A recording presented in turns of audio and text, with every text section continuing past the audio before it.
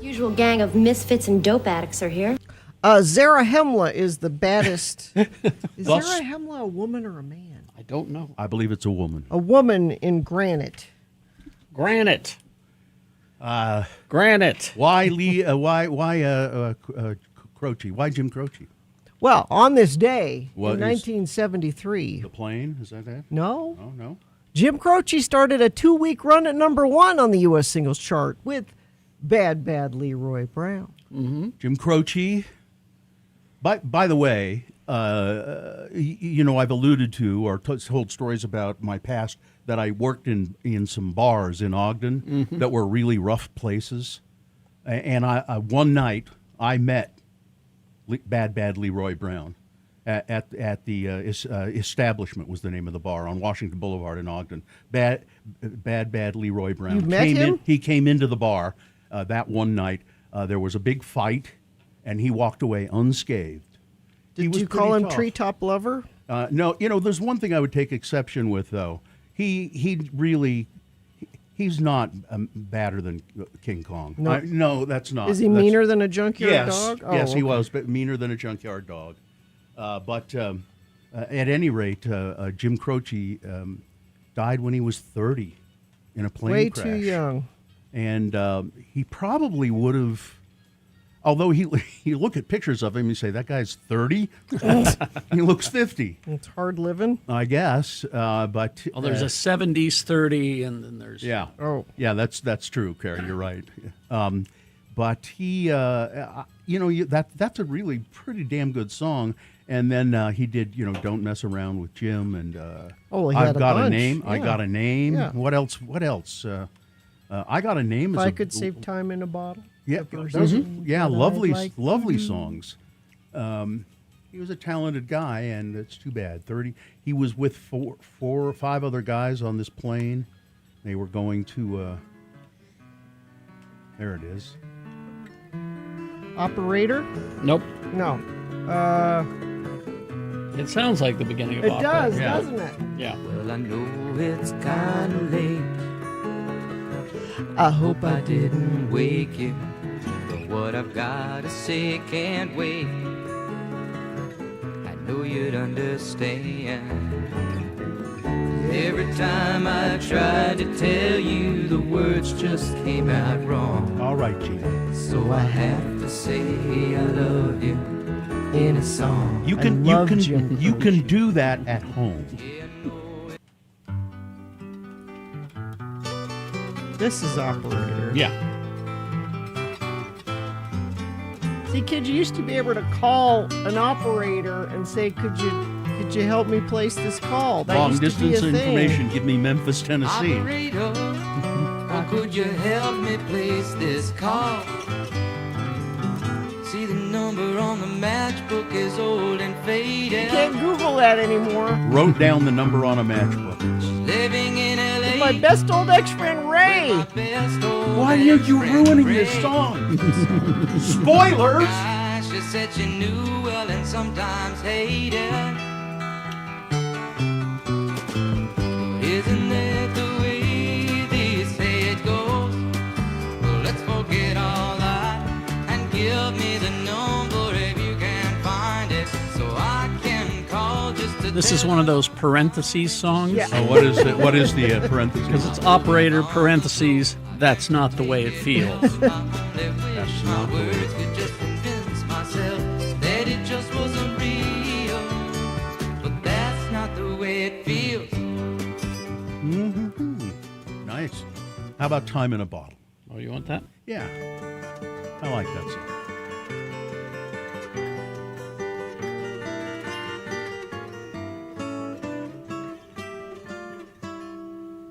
If I could save time in a bottle, the first thing that I'd like to do is to save every day till eternity passes away, just to spend them with you.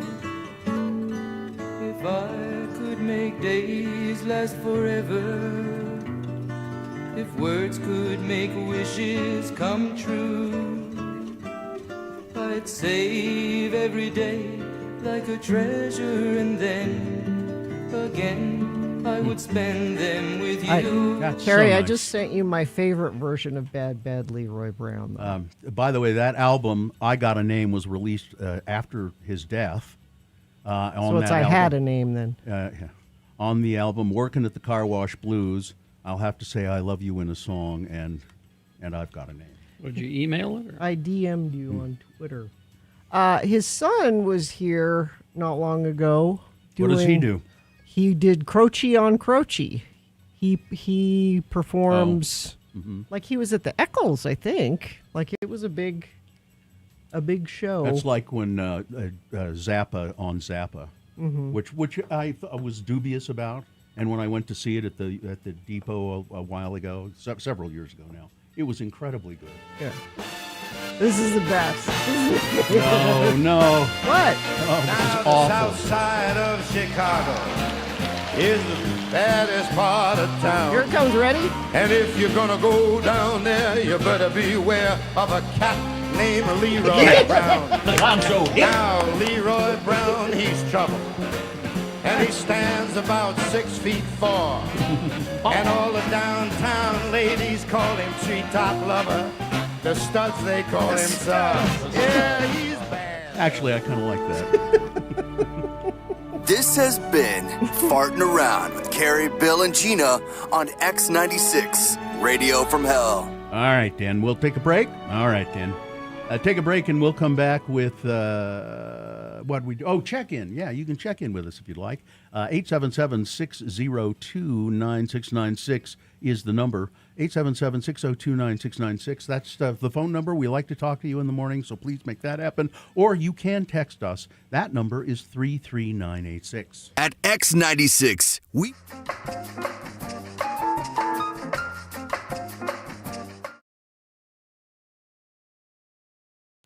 So I went grocery shopping on Saturday, and This is Just like a woman. yeah, I know. Just like a woman.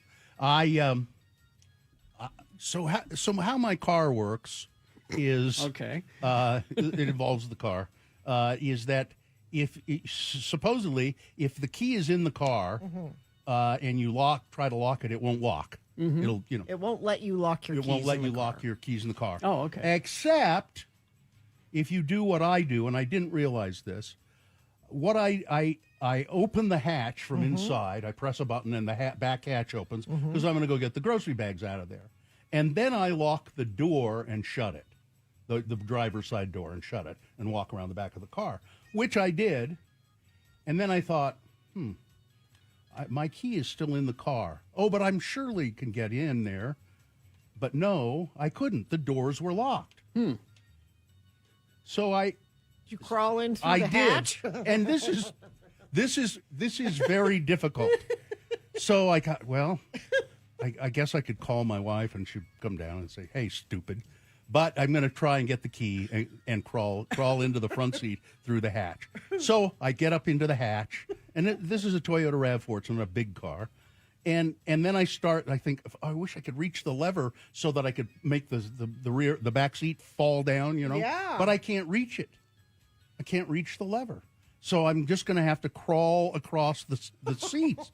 So as I'm starting to crawl across the seat, and it's really tight, and I feel my butt touch the ceiling of the car, and I think, I'm going to get wedged right here, stuck. Did you have your In phone handy? No, it was sitting down on the floor of the hatch, and I thought I'm going to get stuck here and have to go. Somebody, could somebody with my ass up in the like air, Winnie the Pooh and the yeah, and with my butt up in the air, and I mean, I managed to get across, and I did. And I got the key, which was in my coat pocket. But God, Now, somebody says if you close the hatch, the doors will unlock. I wouldn't, but I don't know that I would have don't- chanced I that. don't you know what? I I'll don't test. trust I'm going to test. Well, how can I? I'll try and remember Do you to have test it another out. key somewhere? So Well, my wife has one, Yeah. so I'll try and remember to test that out. Although I don't anticipate this will happen again. It's very rare for me not to have the key in my pants pocket, but for some, or if I had it in my coat, why in the hell wasn't I wearing my coat? It was freezing. Yeah. But I just thought, I'm just going to run into the store, and I get too hot wearing my coat in the store. see, if you just let the woman shop, none of this No would kidding. happen. Exactly. See? No kidding. But I'm sure I thought for sure people were watching me do this. They must be because it looked so awkward and felt so awkward and stupid. But I guess I didn't see anybody really paying attention, but I was sure, hey, help. And then the rest of my grocery shopping was just uneventful. What'd you get? What'd you make? For I dinner bought last- well. I made cashew chicken. Yeah. But I got. I did make a really startling purchase. I bought some dill pickle flavored pretzels. Well, sound good. And They're pretty good. The checkout guy, he went dill flavored pretzel. Oh man, that's great. Here, let me show you. He reaches down and he's got an open bag of dill pickle potato chips. I love dill pickle flavored stuff. I didn't know we had these pretzels. That's great. I'm going to have to get some of these. He was. I was at the Big Smiths downtown. The Stabby Smiths? The Stabby Smiths, as we call it. Yeah. We had last night, Joe makes these things called arrayas. Yeah, I know it. Yeah. They're like a pita with ground beef and onions and peppers. And then now the recipe says you're supposed to take the pita, fill it with this ground beef mixture, and then cook it. And I asked him to do it differently because I didn't trust that it would get cooked that way. So I had him cook the meat. Does he ever just go? Doesn't your husband ever go? What's wrong with you? Or does he just go? Yes, dear. No. So last night he said, "I'll make yours that way. I'm going to make mine the way the recipe says, and we'll see how it turns out." all right. And my way it falls apart and doesn't work very good. Yeah, because you want the juices to kind of keep the pita really supple And he made his with the raw meat inside and then Perfect. cooked it, and it was crispy and perfect, and it didn't fall apart. And I said, that looks better than mine. because you follow directions. And he said, do you want my? I said, no. I will eat the special one that you made for me. But next time you make these, I will go along with the, You will. Huh? because we're working through the beef. Yeah, I still haven't seen my pot roast. Yeah, what's up If with I can that? figure out a way to bring it in and Here, Gina, here's how you bring it in. You take it out of the freezer, but and we it's don't- like a rock. Yeah. Do you want to And just- sit here with it frozen? I think I'll it'll, bring it. If you don't mind me bringing a frozen roast in and it just sitting here while we're at work. if you, my guess is that it will stay pretty well frozen. If you do it on a Friday, Okay. So then I'll cook it on a I will Saturday bring it. or Sunday. Carrie, do you want one? I will find another way. Okay. Oh, tell me when you're going to do it, Okay. and I'll bring a cooler. Okay. And I'll Well, put it how in the about cooler. just this Friday? I'll remind you. Okay. Bob will bring you a roast. And I'll this bring Friday. I've got a big whatchamacallit Yeti Okay. cooler, and it'll stay frozen in there. Okay.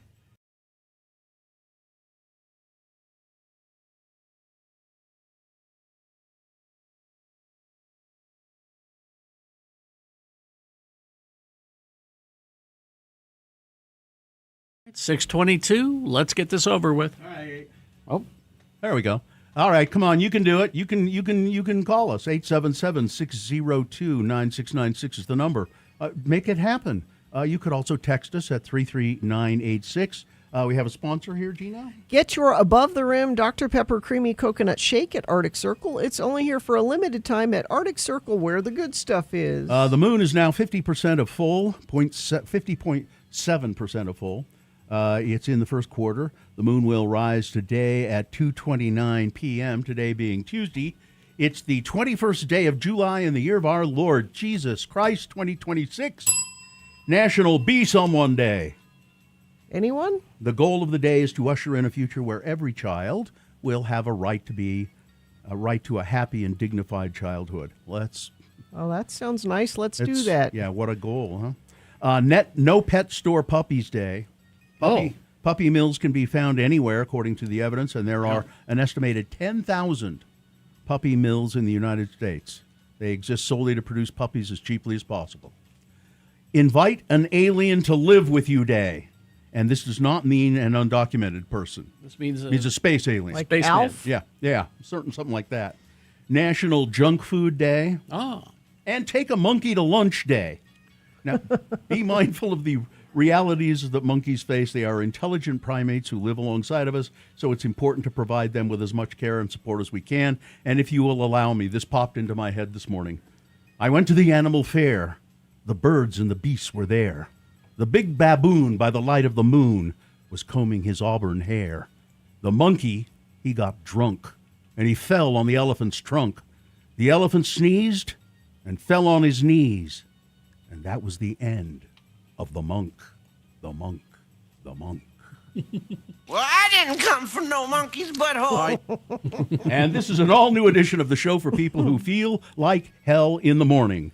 It's the Radio from Hell show, starring the Lords of Morning Radio. It's Primate Kerry Jackson, a Primate Bill Allred, Primate Gina Barberi, a couple of primates there in the booth. Katie for short is our producer. There's Dawson doing camera work and other stuff. And where's Vax? the dog is missing. Is he? Oh, there he There he is. Oh, sorry. Sorry, I didn't know it was my cue. Sorry. cue. Sorry. There we go. Where's your mark? There we go. Okay. And I don't know if Lakai's here or not. Is Lakai here? Yeah, Yes, she I is. saw her. All right. There we go. Now we go to Check-ins? went All to right. the animal fair. Sketchy Blake of Ogden checking in. Joe Dirt checking in, just getting off the 12-hour shift making asphalt for the trucks to haul to the paving job for I-15 by Mona. Oh. Let's see. Max Power here. Every time I learn something, my new brain... every time I learn something new, my brain pushes the old stuff out. Sorry. Zane in Dallas checking in. Bad Leroy Brown, a good Mill Creek coffee name. Yeah, that works. Sure. 105 degrees and 70% humidity today in Texas. Well, today, walking outdoors here in Salt Lake City, it felt like walking into a sauna. Muggy. There was a lot of lightning, some thunder. I didn't get any of that, but It was trying to rain. It was thundering all morning up where I was, and trying to rain. But then once I got into town, it started to really rain. Adam, the guitarist, checking in. Our power was out last night from 6:30 to 10:30 in American Fork. Got hot real quick. Thunderstorm was awesome this morning. Mixer driver Shane checking in from Fiesta Days. Oh, Spanish Fork. Down to Spanish. Yep. Pittsburgh listener Mauricio checking in. Today I have an interview for a position at a local university. Please wish me luck. Also, if anyone is looking for a data analyst or data engineer, please be sure to reach out. Would seriously consider relocating back to Salt Lake for a worthy job. Oh, nice. Mr. G-Man here and present in Spanish Fork. Meshach of Erta saw the Odyssey at SLFS over the weekend. Great experience. Salem Steve checking in. Another week of Mike Lee attempting to make America god-awful. Yeah, tell me about it. God, that guy. He's just the worst. Jana is here. Jana, good morning. Where are you calling from? Good morning, Lords. I'm calling from the most south of Jordan. All right, what's up? Well, I'm another year older. I usually call you on my birthday, but I had this parasite walking around in my body. Oh, And no. it created havoc. What kind of parasite? That lettuce parasite. I Oh. was trying to eat healthy. Uh-oh. How dumb am I? Are you feeling better now? I am, thank goodness. Yes. I'm Well- much better. Well, I hope But you had I'm a. on the last of my 60s. The very last of your 60s. All right. So I'll be old next year. Yeah, you're old once you get past that. Yes. When is your birthday? That's right. The 16th of July. Oh, Me and Will Ferrell, yeah. We just missed it. Well, I hope you had a good day anyway, in spite of your parasite. I did. I listened to you guys. Well, I watched you on. That's what I like to do. I get up in the morning because, dang it, since I've retired, I get up at 6 in the morning. That's ridiculous. It is. That is ridiculous. Stop that, it. Jana. Listen, Knock that's it off. that's my goal when I retire is to sleep until 9 every morning, you know? But Yeah. we Well, do I hate the mornings.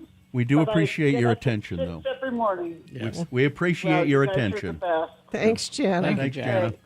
Jana. See ya. Richard, who's not a dick, checking in. I saw his son in concert at the Eccles. I guess they're talking about Croce, Croce. yeah. He had interesting stories to tell about his dad. Calvin from the Dell checking in. Awesome, much-needed rain coming down. Katie in San Pete County checking in. Mike in Nashville. Time to go down a Jim Croce hole, I guess. Good place to go. Sean Cap checking in. April in American Fork. Dale in Clearfield. Just made the final payment for our wedding venue yesterday. October 13th is coming fast. Oh, congratulations. Sleepless in Sandy. Chef Roy checking in. Love the rain, but not excited for the humidity. Aaron and Aaron from Las Vegas checking in, listening live as we make our way back home. Eric in Purgatory checking in. Good morning. I quite enjoyed the scene in X-Men Days of Future Past when time in a bottle was used to great effect. Eliza in Ultrasound. Michaela Verino. That Croce brought me back to my childhood living room with orange shag carpet, velvety avocado green couch, and gaudy, thick, heavy drapes. Sounds perfect. Yeah. Johnny B checking in, listening while rolling up a little tighter in my blankets. I decided I don't want that I don't want to do today. You just stay put, Johnny Yeah. B. Jello Salinani, Luis from Harrisburg, PA.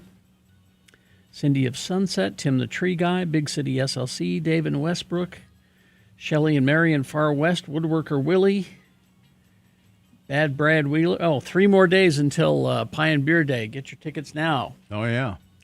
Bad Brad is checking in. Kara and Andy checking in. Ramon, illegal alien, checking in. Bill, my wife invited me to live with her one day in the past. Inviting an alien. All right. Adam checking in. Going on day 3 with a broken furnace and air conditioner. Oh, God. Call Larson. Call Larson up. The engineer data analyst dude. I may have a job. Shall I email Bill?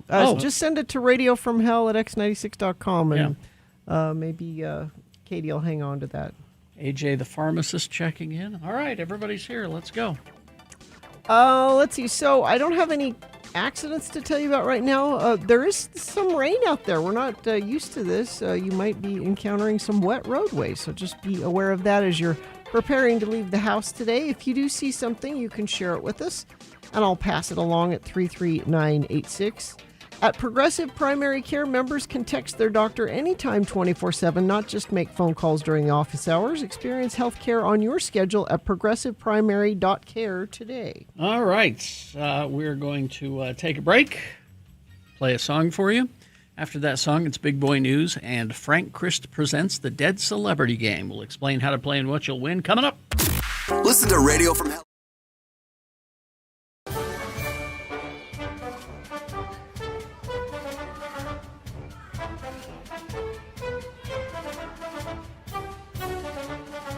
I was just looking through these. These are Super Bowl ads, and I don't know who wrote this. They say, "How did these ever make it into the Super Bowl? They're so weird and odd." And it would be better if we showed them, but the descriptions here are pretty good. A General Motors Super Bowl ad in 2007, and you might remember some of these. A GM robot on the assembly line gets really depressed because his services aren't required anymore, and the robot gets fired. And it's one of those kind of like arms, but it's got a sort of an anthropomorphic looking face, you know. And the robot gets fired. The GM robot gets fired, and he goes off questioning its own existence. Tries to get jobs elsewhere in town, can't find anything, and finally the robot is so depressed. It goes to a bridge and jumps off and commits suicide and dies by suicide. I thought that was a good idea. Pretty bleak for a Super Bowl spot and for mental health in general. Yes. There was little effort made to connect the spot to core GM brand values, which include passion and loyalty and serving and improving communities. Furthermore, the idea of robots having human emotions can be a little bit off-putting, particularly at a time when many automotive and factory workers were rightly concerned about the robots taking their jobs altogether. But the end of the ad, it doesn't say it here, but I was watching it without sound. At the end of the ad redeems itself because you see that this was all the robot's fantasy. He's really back on the line and working. Nope, but not it's okay. it's still depressing. This one was in 2011. It was an ad for Groupon. And remember Groupon? Yeah. And so it starts like a Tibetan tourism ad, and it's beautiful scenes in Tibet and these big Tibetan temples and monks and all of that. And then it takes kind of a dark turn, suggesting that Tibet is about to be wiped off the map. And that's when the client's product gets introduced. We'll tell viewers that before Tibetan culture goes extinct, they should try fish curry, like these 200 people in Chicago who save $15 at a Himalayan restaurant. Ugh. What? Okay. So the Tibetan culture is being obliterated, and their cuisine is being obliterated. But you should try You the should food, get it yeah. with try with Groupon. Really? Let's see this one. Oh, this is really awful. Nationwide Insurance, 2015. The ad features a young boy narrating in a somber tone, and I mean he's like 12 or 10 probably, listing all of the milestones he'll miss because he's dead. What? He'll miss learning to ride a bike. Wow. He'll miss learning to travel the world. He'll miss getting married. And what But the twist is that the cause of his death is an accident. Okay. And that's That where could have been No. That's where Nationwide comes in, because they offer life insurance to help offset tragedy. But that wouldn't have stopped him from being Insurance does not killed. prevent tragedy. No. It provides compensations to try and replace what you've lost. These are all horrible. And these had to go before dozens and dozens of people. Yeah. Yeah. People who are paid a lot more than us. I can't imagine how it would be to be a parent who has lost a child sitting at the Super Bowl, watching the Super Bowl and seeing You that could have ad. made some money on that. And then I'll skip one of them because I can't. It doesn't. This one is really bizarre. It was an ad for a shoe company called Just for Feet. It was in 1999. So imagine an ad that's racist and confusing. All right. It's an ad. Racist and It's an ad in which the main character, is disappointed to receive the product that's being advertised. It's an ad so bad that the company sued the agency responsible for the ad because it destroyed their reputation and it bankrupted the company. But you had to approve Right. it. The name of the ad was Just for Feet's Kenyan Runner Super Bowl ad. The ad depicts a barefoot Kenyan runner sprinting across a rugged landscape, a desert landscape, as a group of white men in military SUVs tracks him down as if on a hunting expedition. What the hell? After they eventually catch him, they forcibly drug him by offering him a mysterious beverage. The runner drinks it, collapses, and wakes up to find that he's now wearing a pair of Just for Feet sneakers or running shoes. He looks confused.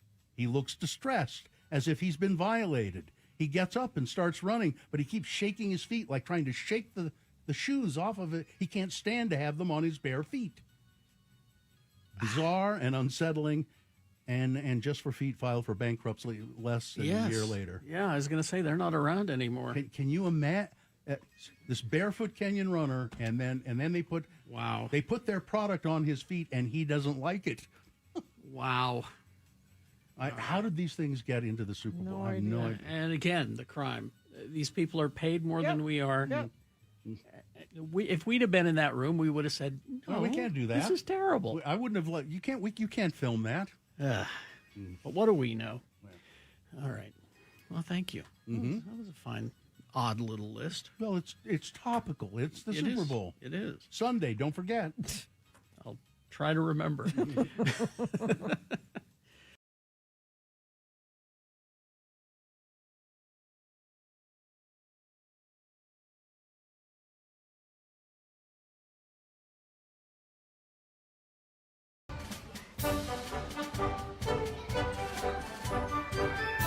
All right, it's 6:38, and it is time now for Big Boy News and Opinioendo. Now, right after that, it's Frank Christ presents They're Fine, They're Just Fine, the Dead Celebrity Game. We'll give you a list of 4 celebrity names. 3 of those celebrities are just fine. One of them is dead, and if you pick the dead one correctly, you're going to win what? Tickets to see Dirty Heads and 311 August 8th at Utah First Credit Union Amphitheater. All right, you're going to get those tickets if you call and sit through the game. Frank Christ presents. 877-602-9696 is the number to call to play the game. Easy to do it. All right, we'll get to it coming up after this. Big Boy News and Opinioendo, brought to you by Box Elder County is being asked to take on the risks of the massive Stratos data center. While the developer gets special treatment, Stewardship Utah is working to stop the project because decisions this big should include the people who live here. Learn more at stewardshiputah.org/X96. And never, ever, ever forget. The views expressed on X96's Radio from Hell show do not necessarily reflect the opinions of Broadway Media, its management, owners, or advertisers. This program is intended for mature audiences. Parental discretion is advised. Harry Styles may not be a royal, but he does reign supreme over the United Kingdom. That's according to Prince Harry. In an appearance on James Corden's After Hours show on Fox, I had no idea James Corden was doing a show. The youngest son of King Charles weighed in on the long-running debate about which of the UK's many famous men named Harry is the most recognizable. Prince Harry seemed reluctant to answer at first, but he said, well, there's a conflict of interest here. But ultimately, I think Harry Styles is probably the most recognizable, followed by Harry Kane. Mm-hmm. I don't know who that is. He's soccer. Oh. And after a long pause, Prince Harry conceded that he thinks he's in third place, equal to J.K. Rowling's beloved Harry Potter character. How will they settle the tie? We'll have a Quidditch off, the prince said. And now on to serious matters. About 200 people in Roy were displaced from their homes yesterday afternoon after a fast-moving fire just caught everyone off guard. Happened at around 4400 South and 2675 West. I only mention those exact coordinates because Gina Barberi is from Roy. Due to a fire that officials said from their preliminary investigation started because of a train with overheating brakes. It was scary, nerve-wracking. That's how Jenny Mora described the fire burning behind her home. There was smoke on either direction of the whole entire block, billowing over it it all caught fire at the same time, said Joseph Gammon, who lives next door, and said he was outside his home when he saw smoke on the other side. If you go to x96.com/live, there's a helicopter view of this fire that's scary. The fire, it appears that a hot train went through and started random fires all along the bottom of the railroad tracks, which actually extended up into the houses, explained North Davis Fire Chief Mark Beecraft. He said the fire sparked multiple spot fires over a mile to a mile and a half long the train tracks, burned trees, grass around the tracks, and into some backyards. We try to conserve as much water here, but we understand the water situation, so our yards are very dry, said Moore. And that's what scared me the most, a bunch of dry grass catching fire. Officials said 3 homes were lost in the fire. Jeez. More homes were evacuated because of the smoke and possible damage. The American Red Cross set up a temporary shelter at the LDS church nearby. By about 10 p.m., shelter officials said most people were allowed back into their homes. Residents in 4 to 5 more homes, in addition to the lost ones, might be able to go back today. But since everyone had a place to go, Red Cross said they closed the shelter. This is the craziest thing that's ever happened in this neighborhood. Yeah. I feel terrible that 3 families were affected by this, Morris said. Wow. It's frightening. Hundreds of people protested in locations all over the state against Trump's decision to once again reduce the boundaries of Grand Staircase Escalante and Bears Ears. Outside the governor's mansion in Salt Lake, a large crowd gathered and waved signs chanting, "Vote them out," as cars drove by honking their horns. The idea that they could just hum along through some presidential whim to steal lands that are protected already, said Terry Palmer. Oh, we know Terry Palmer. Yeah. Cody Chamberlain said he opposed any changes to the monument boundaries. People need to know the true value of this land, he said. It's not to be just extracted or sold up or chopped up or roads running every which way. It needs to be the way it is and protected for future generations. Similar demonstrations occurred in Ogden, Provo, Moab, and St. George. Protesters were angry not only with Donald Trump, but with Utah's Republican political leaders who flanked him with grins on their faces as he signed the executive orders to once again shrink the monuments. They don't really respect national monuments, in my opinion, said Richard Spots. They don't respect the history and sanctity of the Antiquities Act. Governor Cox's office had no comment on the demonstrations on Monday. Of course. Southern Utah University, one of the soldiers who was killed in Jordan on Friday was an alumnus of Southern Utah University and a current graduate student. First Lieutenant Tyler James Feehan and Private Isabella Gonzalez were killed in an attack on an air base there. Feehan was from Hawaii, stationed at Fort Bragg, North Carolina. SUU announced yesterday that Feehan was a graduate of the university and was a current student in their MBA program. Our hearts are with his family, fellow service members, classmates, and all who knew and loved Tyler as we mourn this profound loss together. We're grateful for his service. His sacrifice will be forever remembered by the Thunderbird community. That's the mascot of the SUU. His degree will be awarded posthumously in recognition of his academic achievement. But Benghazi. Tehran and Washington, they are, after more than a week of strikes that unraveled the ill-fated ceasefire, the conflict between the United States and Iran stands on a knife's edge. It's getting worse. Now is the time, analysts say, to find a way to draw down an exponentially destructive confrontation or risk provoking a war, getting worse, that cascades beyond what they may be able to contain. And though the dangers of escalation are growing, analysts say neither side can really afford it, either economically or politically at home. Over the past few days, Tehran and Washington have dealt blows that quickly went beyond battering military targets and have gradually raised the stakes of their renewed war. Both sides struck water and desalination plants that risked depriving tens of thousands of power and water supplies during the deadly Gulf summer heat, and Iran is doing it too. Yeah. They're So their neighbors. They're targeting their neighbors' desalination plants and power plants. U.S. strikes have heavily bombarded roads and infrastructure in southern Iran, killing and trapping civilians, raising anxieties. It is preparing the ground for a potential invasion. And for what? All of this? I mean, I don't know. We lost a local person, as Bill just reported. For what? Because Israel came to Donald Trump and said, we want to attack Iran. This is a perfect time to do it. Will you help us? And Donald Trump said, well, yeah, because we need to stop them from having nuclear weapons. But it already was in that situation.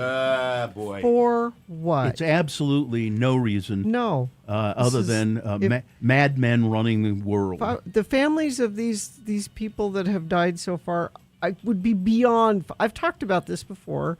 You know, I have a son who's in the military right now. Now I worry about this all the time. You know, I think about like World War II, and I think, okay, you can kind of in your mind go, this is maybe I can justify in my head if I lost a child. That might be the last just war we ever fought. Like I think I would have some amount of comfort knowing that they were there doing some good. This. I can't find that anywhere in here. It's a waste. Donald Trump on Monday signed orders to impose a 50% tariff on a wide range of Canadian goods, claiming that Canada had discriminated against the United States in key industries. The tariffs, which go into effect in 30 days, would be imposed on a wide range of Canadian exports, including wine, hockey sticks, damn it, where else do you think you get those? Cement, dairy products, plywood, paper, and furniture. Administration officials said the taxes were punishment for Canadian discrimination against 3 U.S. industries: motor vehicles, dairy, and alcohol. And how he's doing this, I don't know, because the court said, no, the way you can't just go willy-nilly impose tariffs whenever you want. Well, apparently he can. Donald Trump also was jumped into the fray over a hotly debated chapter on climate science in a reference manual for judges. Hours after attending World Cup on Sunday, Trump took to Truth Social to attack the National Academy of Sciences, Engineering, and Medicine over this manual, which was released last year and has drawn criticism from Republicans. The chapter in question provides an overview of climate science, including how carbon dioxide and other gases trap heat in the atmosphere and how human activity has disturbed the natural cycle.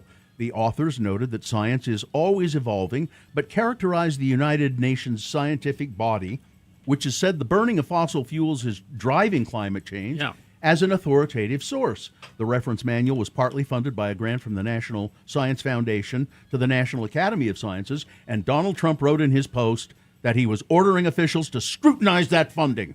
Our taxpayers should not be funding climate fraud, and judges should never have relied upon it, Donald Trump wrote. Now, here's the thing, is that with solar and wind, we could cut our fossil fuel usage practically in half. What have you got against the birds? But Gary? then that means that the rich people aren't going to continue to get rich.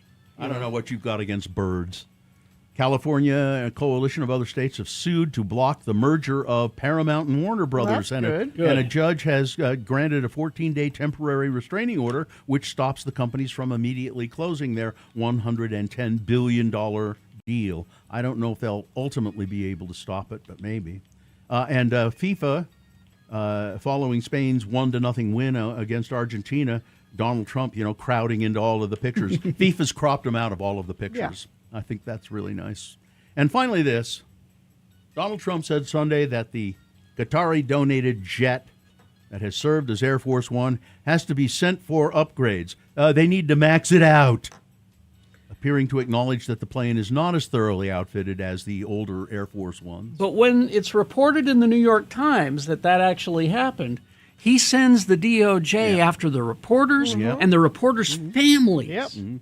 I don't think that's going to go anywhere. But Stepping But it's off harassment. Yeah, it's harassment.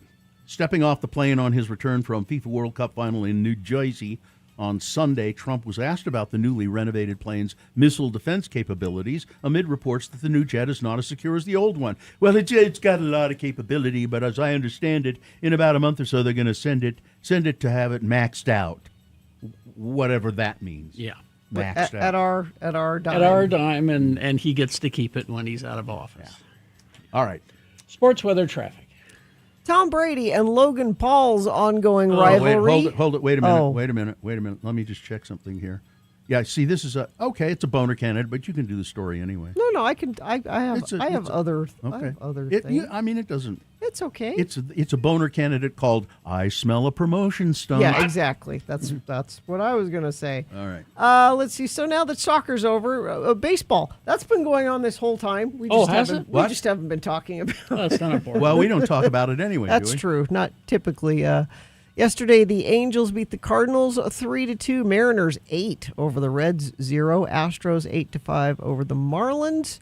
Athletics 5, Diamondbacks 2. Nationals 7 to the Rockies 3. White Sox 10 to the Rangers 3. And let's see, you've got the Salt Lake Bees. They are home this week against Omaha. 6:30 tonight. It's family night. You can get 4 seats for $40. Bring the whole family out to see the Bees tonight. Weather. Yeah, I had thunder, lightning, rain on my way to work this morning. That's kind of a nice change.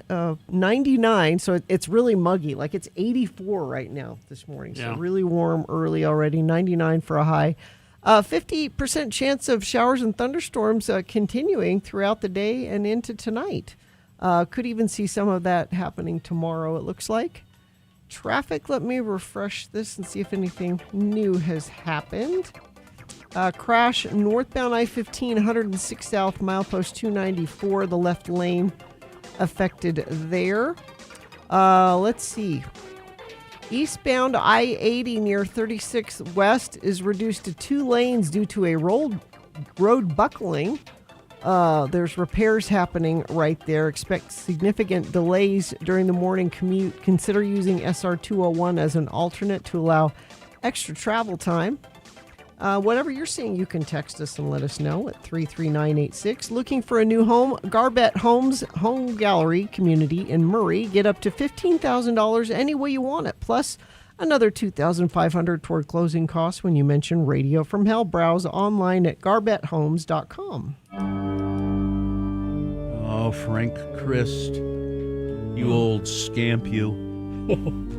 Frank is. Hello, everyone. Hi, Frank. Frank Christ has joined us in the studio, ladies and gentlemen. He is the Grim Reaper, and he specializes in reaping the souls of precious, precious celebrities. Remember, I'm not the Grim Reaper. No. I'm a Grim A Reaper. Grim Reaper. A Grim Reaper. There are many Reapers. Many Reapers. But you get the celebrity But I do the specifically. celebrities, Yeah. I mean, how could one Reaper cover the entire planet? That Exactly. would just be insane. Frank, he reaps the souls of celebrities when they die, and it's a curse. Frank doesn't like to do the I job. love our precious I celebrities. know. You love them so much because Everything they say and do is right. Frank is, as you might expect a Reaper to be, he's a skeleton. He's a grinning head of death. He wears the robe. He carries a scythe. He has an electric scooter though, which is kind of it's sort of disjointed when you see it. You know, I care for the environment. well, I know, and you don't like horses either. No, horses are terrible. Frank joins us to play the game we call Frank Chris They're Presents. fine. They're just He fine. presents me every morning with a list of actors. 4 actors on this list. 3 of them are. Oh, they're just fine. But one of them, Frank, Oh. is taken. And if a contestant can identify the dead celebrity, they'll win a prize. Do we have somebody there? Cassidy is here. Cassidy, good morning. How are you? I'm fine, just fine. Oh, thank you, Cassidy. that's great, Cassidy. Now, Cassidy, if you identify the dead celebrity, you will win what, Gina? Tickets to see Dirty Heads in 311 August 8th at Utah First Credit Union Amphitheater. All right, does that sound like something you'd like to do, Cassidy? Yeah, I love both those bands. Okay, good. Just listen carefully here. Because it's National Take a Monkey to Lunch Day, Frank has presented me a list of actors in movies actors in movies about people living with monkeys. All right? The dead one, you find the dead one and you'll get the prize. Listen carefully. Number 1 is Christopher Lambert, or Lambert, known for his role as Connor McLeod in the film Highlander and the subsequent television and film franchises of the same title. He was also in Mortal Kombat, Ghost Rider, Spirit of Vengeance, and Hail Caesar. His movie with monkeys, well, he was Greystoke, The Legend of Tarzan, Lord of the Apes, and we all know the story of a human boy being integrated into a community of great apes. Number 1, Christopher Lambert. Number 2, Sandra Locke. She made her film debut in The Heart is a Lonely Hunter, for which she was nominated for an Academy Award. She went on to appear in box office successes Willard, The Outlaw Josie Wales, The Gauntlet. She also guested on many TV shows like The FBI, Cannon, as 2 different characters, Barnaby Jones, and Kung Fu. Her movie with monkeys, Any Which Way You Can and Any Which Way But Loose, with her boyfriend Clint Eastwood and an orangutan named Clyde. Number 2, Sandra Locke. Number 3, Barry Bostwick, best known for portraying Brad Majors in the Rocky Horror Picture Show. Mayor Randall Winston in the sitcom Spin City, and Bostwick has also had considerable success in musical theater. He won a Tony for his role in The Robber Bridegroom and one for playing Danny Zuko in Grease. His movie with monkeys, Spy Mate. A former secret agent is pulled back into the field and paired with Minky, a martial arts trained chimp who previously lived and worked with him. I need to see that movie. It's called Spy Mate. Number 3, Barry Bostwick. Oh, it's like Primate, but Spy Mate. Okay. And number 4, Ursula Andress. Her breakthrough role was as Bond girl Honey Rider in the first James Bond film, Dr. No. She later starred as Vesper Lind in the Bond parody Casino Royale. Other credits include Fun in Acapulco, The Sensuous Nurse, The Fifth Musketeer, and Clash of the Titans. She was in Playboy magazine about 7 times. When asked the first time she was in Playboy, when she was asked, why did you accept that? And she said, because I'm so beautiful. Well, her movie with monkeys, Africa Express. A freewheeling trader travels through Africa with his closest companion, a pet chimpanzee, while getting mixed up in local espionage plot. All right, that's Ursula Andress. That's 4 actors, one of them dead. Who is it, Cassidy? I'm not really sure, so I'm going to guess the second one. Sandra Locke. That's a good guess. Yeah. She died in 2018. She was 74 years old. Had a little kind of troubled life after she and Clint Eastwood broke up. Congratulations, Cassidy. Sandra Locke's demise is your good fortune. You've won tickets to see 311 and Dirty Heads. Thank you. I think. You're welcome. And just try to forget the dirty way you won them. Yeah, okay? it's unpleasant. Yeah. I'll try. All right. Thanks, Cassidy. Hang on the line. Katie will talk to you about getting your tickets. Well, I've got to go check on some celebrities who are having birthdays today. Whose birthday is it? Well, Cat Stevens is 78. Oh. I'll be following him like a moonshadow. I thought he was gone. No. John Lovitz, 69. Nice. I better check on him and his girlfriend, Morgan Fairchild. Goodbye, everybody. Goodbye.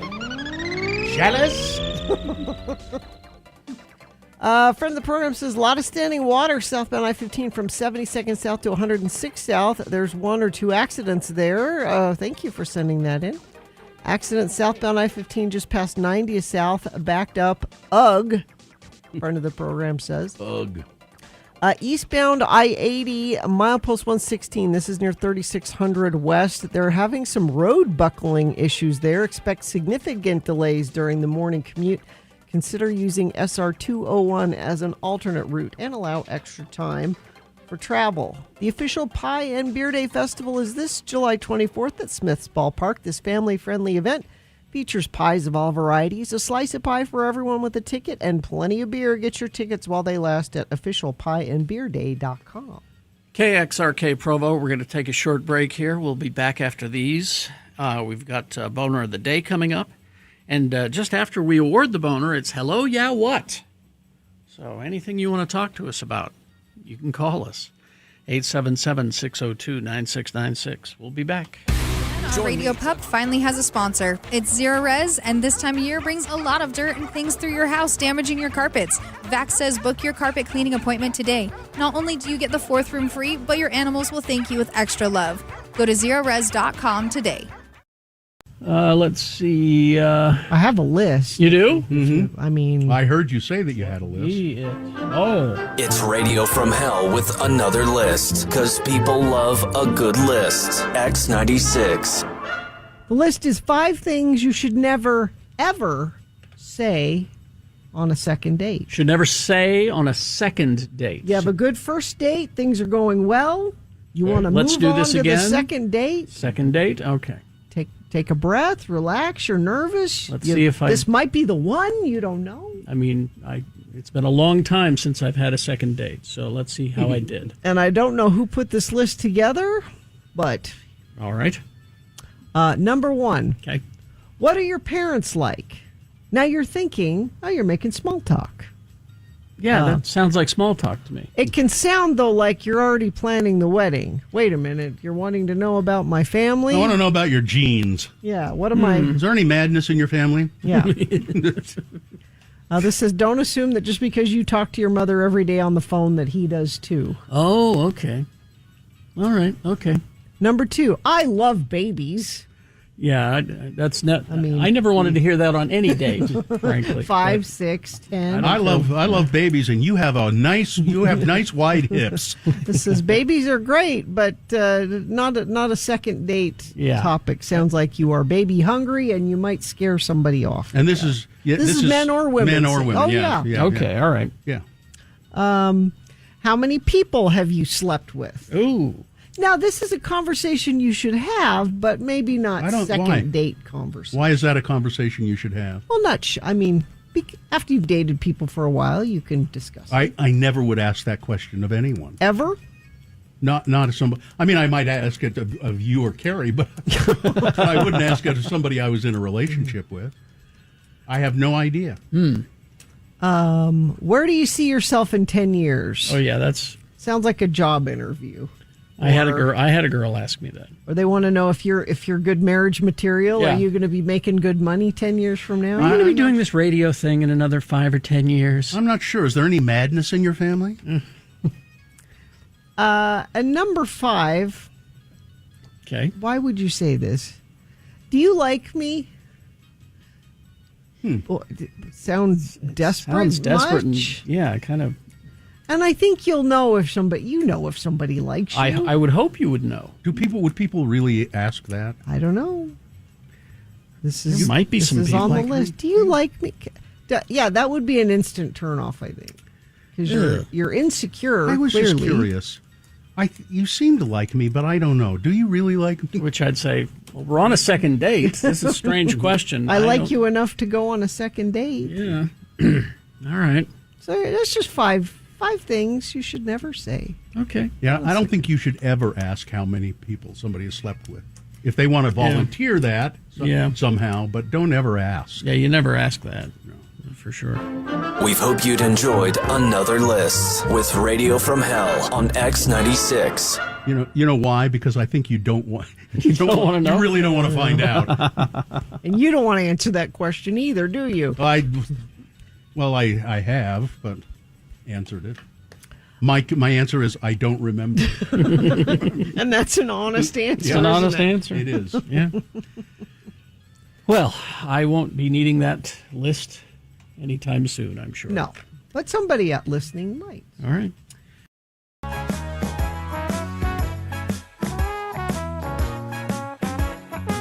Like Alma did from Sunset. Alma. Sunset.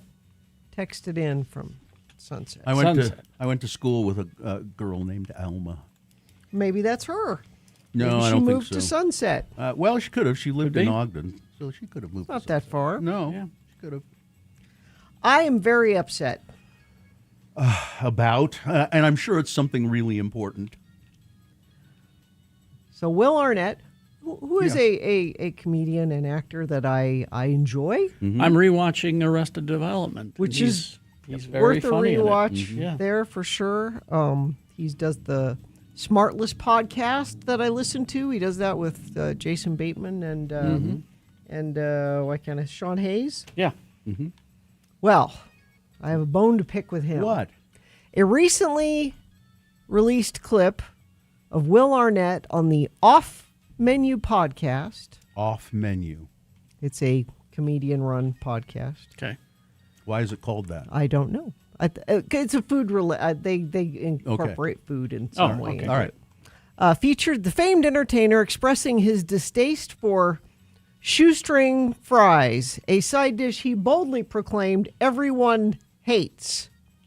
He said, quote, "If you serve me what they call shoestring fries, we have a problem," Arnett says, referring to the type of fry also called matchstick fries for their long, thin shape. Due to their thinness, they cook faster than other types. They're the crispiest of the bunch. So what's the problem? He added he believes restaurants that serves them, quote, can't handle the truth and that customers secretly hate them. This is not true. That's just his opinion, Gina. No, he's saying not only does he not like them, that nobody likes In them. his opinion. No one. He doesn't have scientific. Gina, he does not have scientific proof that nobody likes shoestring fries. Arnett also emphasizes that he prefers a nice medium-cut, dark golden brown French fry. And he says France is the place to go for like a steak frite type. Well, that's true. But I don't. ranting about shoestring fries and saying that everybody hates them and nobody's willing to say it is not true. You know what might be even worse is ranting about Will Arnett, ranting about people not liking shoestring fries. I like shoestring fries. I know you love them. I love them. And if they're done well. So you got your shoestring, you got your crinkle cut. If you go to x96.com/live, there's a chart, a French fry chart. That's great. Waffle fries, steak. Now, see, I don't care for steak fries. Are they too big for you? Yeah, kind of, and they're usually just sort of mushy in the middle, and you know. You've got the waffle fries. The waffle fries, which I don't dislike them if that is what the restaurant has. Like your Chick-fil-A has waffle fries. That's okay. I don't go out of my way for a waffle fry. You've got sweet potato fries. My nephew hates sweet potato fries. I don't hate them. He works in the fast food industry and says, "I'm just done with them." I'm just done with them. Yeah. Now I think they're a separate thing. They're not. They're separate food. I wouldn't put them in there, and I don't know why you would put tater tots in there either. Those are not French fries either. But they're made from potatoes. Well, yeah, but they're made from the potato scraps that they clean up off the floor, essentially. Natural cut. I keep looking for a circumcision joke here, but I can't come up with one. Yeah, I mean, honestly, if I could pick, like, if I went to a restaurant, and I don't know why somebody hasn't done this, but that offers, like, all different varieties of French fries. Like, all of these are available, and you pick your favorite one. It's Alfred's French Fry Haven. Maybe this out is by the old highway. Yeah. Maybe this is a restaurant I need to come up with. Because you don't run into that. They don't give you choices usually. I mean, sometimes you'll get like do you want sometimes sweet potato fries are regular fries. Yeah. Sometimes you have one or the other. That's usually the only choices you get. But a French fry, all of these varieties with a variety of dipping sauces. I mean, you got your traditional fry sauce, but there's all kinds of takes you could have on that. Hey, Ms. Barberi, belly up to the fry bar. I'm serious. This might be my retirement plan. I might open a French fry place. I'm making a note of that. The Oyster Bar has two different types of fries. What are they? Which two? Just their regular garlic fries and the double cooked ones. See now, the twice fried. Twice fried. Those are the best. The best French fries, Bruges does the double fry. They do, and they're great. And Ali does it at Mazza, double Those fry. are wonderful. Yeah.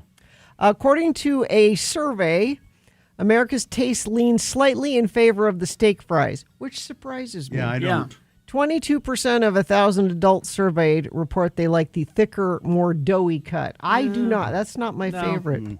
21% preferred curly fries. Okay. Oh, are curly fries on there? Oh, Yeah. there they are. Yeah, they're on Top there. corner there. Yeah, I could take them or leave them. That's Arby's has curly Yeah. fries. 19% went for crinkle cut. I would have thought crinkle would have done a little better than No, that. they're usually mushy inside unless you cook them properly. Here's the. Now I've mentioned this before. If you get into the frozen French fry, everybody buys Ore-Ida. I mean, that's the most. Well, they're prevalent all brand. right. But if you find them, not every store carries them. Lamb and Wesson crinkle cut fries, frozen in the frozen French fry farm, and you air fry them, and they are great. Now, let's see. Dr. Neal says that there's a place up in Logan called Fizz and Fries. Oh, okay. Fizz, it sounds like it's a dirty soda So place. it's like sodas and a whole bunch of different French fries. I might need a pilgrimage. You may need to. That sounds wonderful. Oh, but they're closing. Oh, what? Yeah, see, it didn't work out. Well, because I haven't been going. Now that I know about it. Last day will be open is July 6th. Oh, that's too man. So I can't quite read it this far. So what's the difference between standard cut and natural cut? I think natural cut has the peel on it. You know, they're the. Oh, okay. Oh, yeah. yeah. Okay, I like that. Those are good. So, well, now I don't know. Maybe this isn't a good business. Maybe if not a good somebody idea. was doing it and it's closing. Apparently, Boise Fry Company in Idaho has all kinds of fries and dipping sauces. It's my favorite food. French fries? Like if you had to nail me down on one thing. I'd like to nail you down on something. Freddy's makes the best shoestring fries. Freddy's are really thin. Damn it, I've never been to Freddy's. Why am I not gone there? I don't know. They're like extra thin shoestring fries. People are weighing in via text. The best fry there is the twice fried, generally fried, then battered, then fried again. Oh, I don't particularly care for batter on my fries. Pretty Bird's crinkle cuts. Pretty Bird, because you have a professional chef in charge of that, they do a good crinkle cut fry. They do an okay one, yeah. I don't care for waffle fries or steak fries as much because I don't like the meatiness of them. There's too much potato. They're a little mushy. At Fat Cats, you can get a fry platter that comes with a few different types of fries and variety of sauce. A fry platter. Wow. Where? Fat Cats? Oh. Malad Drive-In, fries, tots, and gems. What's the difference between a tot and a gem? I thought those were the same things. I don't know. Potato gems or tater tots. Boise Fry Company again. Burger and fry restaurant. Depends on the seasoning. Well, because sometimes, you can get it like Lowry seasoned salt kind of seasoning on them. And I don't mind seasoning on my fries, but I don't like when they batter them and then fry them. Chick-fil-A fries suck because they're frozen and always stale, Texter says. Fry Palace. I'm in. The Fry Palace. Let's make it happen. Eat a burger spicy fries? Question mark. Oh, I remember. I used to. those Oh, were yeah, good. those were good. Gina's French Fry Smorgasbord and Christmas Tree Emporium is the name of the business. There you go. Crown's Fries. If you want a good potato something, Spudotos in Jordan Landing. Huh? And see if Spudotos. I had a fry place, and I'm sure this isn't an economical way to do it, but they would be fresh cooked for every order. Like everybody would get hot fries. It wouldn't be the big basket where you might get toward the end of the basket and they're cold. Every time you order, you're going to get a fresh, hot. I think that's what Bruges does. Mixer driver Shane, Little Acorn and Spanish Fork, English chips. Yeah, where's English chips on this Yeah, chart? that should count. If you got tater tots on there, that should count. There's one there that says chips. There is a top steak there. Steak fry / chips. Yeah. Oh. So they're sort of the same. I think Warren's and Dillon's in Ogden, I think they have those. But if you go to the Little Acorn, you have to share your fries with the flies. Feldman's fries are delicious. Yes, they are. Yeah. Mm-hmm. Yeah. Five Guys fries are good. Rally Burger fries are the best. You can get a bag of them in the frozen food section at the grocery store. Oh. Tony Burger's double fries, they're shoestrings. Yes, Tony Burger fries are good. Yes, I like they are those. good. Red Robin for fries. Everybody's weighing in. Everybody has an opinion about fries. But my opinion is Will Arnett is wrong that nobody likes shoestring fries. It's not true. Oh, East Coast Sub sells frings, half French fries, half onion rings. I'm willing to try that. All right. Let's see. Northbound I-15, 82nd South in Sandy, off to the left shoulder. Westbound SR 201, milepost 11, right shoulder there. Crash northbound I-15, 106 South in Sandy. And traffic alert eastbound I-80 near 3600 West. It's reduced to one lane due to road buckling repairs. Expect significant delays throughout the morning commute. Consider using SR 201 as an alternate and allow yourself some extra time. The official Pie and Beer Day Festival is July 24th at Smith's Ballpark. This family-friendly event features pies of all varieties, a slice of pie for everyone with a ticket, plenty of beer. Get your tickets while they last at officialpieandbeerday.com. All right. All right, here we go. Boners coming up. These are the candidates that are under scrutiny. Boner candidate number 1, pants and underwear are required to purchase alcohol.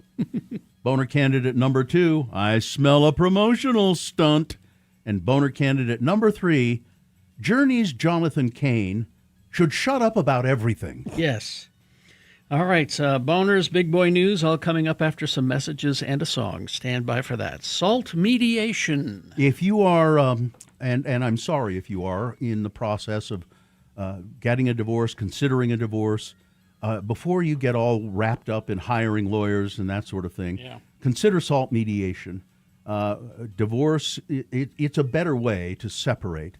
Salt mediation. Instead of a long, expensive fight with attorneys, you sit down, one neutral mediator who helps you work through everything. And salt mediation helps couples reach agreements and move forward without a courtroom battle and save thousands of dollars in the process. It's saving money, and it happens faster. And if you have kids, this is a more kinder way maybe to go about it. So you stay in control of the whole thing, not a divorce court judge. Salt mediation handles everything from agreements to attorney-prepared paperwork, and it's a peaceful process because the way you divorce matters. So go to saltmediation.com, saltmediation.com, and ask for a free consultation. From opportunities. One of your hobbies is going to the bathroom? Yeah, well, and grading bathrooms and judging them. And now you have your beautiful bathrooms, like say at the Grand America, or at Snow Basin has really beautiful bathrooms. The bathrooms at the Grand America are so nice they won't let me in. They turn you away. Yep. But this weekend, I experienced another great bathroom. This was up in Ogden at Utog, which is a great little brew pub in Ogden on Grant Avenue. They have a really great burger there. They have a burger there that I really enjoy. And I wanted to give a big tip of the hat to them for their bathroom. Now, if you go to x96.com/live. How do they feel about you going in there and taking pictures of their bathroom? Well, you closed the door and there was nobody else in there with me at the time. So what you will see in this picture is a sign, a very cheery sign that says, "Please only use what you need. Thank you." And they have available all kinds of things in the bathroom. Are those tampons? So they have tampons and pads, because not everybody uses a tampon. There are pad people that prefer the pads. Those pads come in really handy for buffing your car. What's in that jar right there? Well, so that's the thing. Those are IUDs, aren't they? That's the thing that I thought was amazing. So they have a jar. Lotion. There's all kinds of. Yeah, they have a jar of rubber bands. Isn't that smart? Because there are times when I'm tucking into a nice burger, I want my hair out of the way for that. Oh, they're the coat. They're hair bands. They're hair bands, not just rubber bands. Yeah, no, they're hair. You need to tie your hair back. There is a jar of. I was stunned. And did you? Well, I didn't need to at the time, but the fact that they have that available is amazing. Now, I've been to like a spa before where they have hair ties it, because sometimes when you're at the spa, you want to put your hair up and get it out of the way. But just at a restaurant, and I've been at restaurants before where I've seen that they have some tampons, but that they have an assortment of feminine hygiene products. You're sure it's a restaurant? Yeah. Yes. I mean, I just Yes. What's it called? UTOG. UTOG. And next time you're in Ogden, Bill, you should try it. The food is really good. The beer is really good. It's a local place. Brewing. It's big. I'm gonna have to come up with some potty awards that I can start giving when I discover wonderful bathroom. And of course, it was clean. I mean, that's the most basic of things. There, is that it was clean. So where would you rank this one? Well, it's pretty high as far as Ogden. This is number one bathroom in Ogden. How was the men's room? Well, I didn't go in there. Why not? I mean, come on, you're going to do it. Do it right. Actually, now that you're saying that, I should have asked my husband to go in, because I am wondering what the offerings are in the men's room. Perhaps there are other... Like a razor? Yeah, maybe. Cotton swabs? Maybe. Nose hair trimmer? Yeah. Condoms? Maybe. I think maybe they have a condom machine in there. And they could have hair ties in there, too. Tiny deodorants? Maybe. Okay, so I need a report for somebody in Ogden to go. Maybe I can need Sketchy Blake needs to get on this. He is a true investigator. That's true, and he's up that way anyway. So I need you to go to the men's room at UTOG and tell me what the offerings are. I've had this beer. I know, but I don't recognize where this. It's like right behind where the mall used to be, if that makes any sense. Yeah. Okay. Like you park in the mall parking lot, the old mall parking lot. Well, I highly recommend it. 2331 Grant Avenue. You know what's also right across the street is the big mural of Joe McQueen. Oh, yeah. Oh, really? Well, you should have got a picture of that. It's beautiful, yeah. It's a good spot. I'm looking at their website. It doesn't say anything about their bathroom. They should highlight it. Well, I mean, I don't think they want people just coming in off the street to use the bathroom. I think you need to patronize where's them. the best bathroom down here in Salt Lake area? Oh, it's a Grand America. Grand America? Yeah. You got full-length doors, top to bottom doors. That's the one they won't let me in. I start to go in and they say, nope, sorry, sir, sorry. Oh, there's a picture of UTOG. That is nice. Yeah. They'll let me go into the Grand America bathroom if I'm wearing a tie. I have to wear a tie. Even if you have shorts and Crocs on, as long as you have a tie. As long as you're wearing a tie. Yeah. All right, you can go in. Yeah. And I will take bathroom suggestions too. If you know of a bathroom I need to try, I'll go check it out. But if people want to, if people might be leading you astray, though. If business, let's send her to the worst bathroom in Salt Lake. If businesses want to step up their bathroom game, I can be a consultant too. Bathroom consultant on your business card. Sure. It seems to me generally it's the last thing that they consider in restaurants and other places where a bathroom has to be available. It seems to me it's usually the last thing they consider. And you know what I hate to see when I go into a bathroom at a restaurant or something is a plunger, sitting next to the... It should be tucked away. So it should be accessible but not visible. Yeah. It should be... I mean, you shouldn't... it's like... We have to use this all the time, so it's right here. Right. That's the message it sends to me. We got to have it handy because boy, things really get clogged up in here. Somewhere in my stack of photographs, I have it'd truly frighten you, Gina. Oh no. a picture of the bathroom at Bert's Tiki Lounge Oh, geez. while it was still standing towards its last days. I don't know. That would frighten you. I see pictures of CBGB's bathrooms. It's I go, like "No, that? No? nothing, no. Oh, really? Bert's Okay. had it beat. Remember, what is it? Train Spotting, the worst bathroom in Scotland. Oh God. Ooh. They got babies crawling out of theirs. Yeah. All right.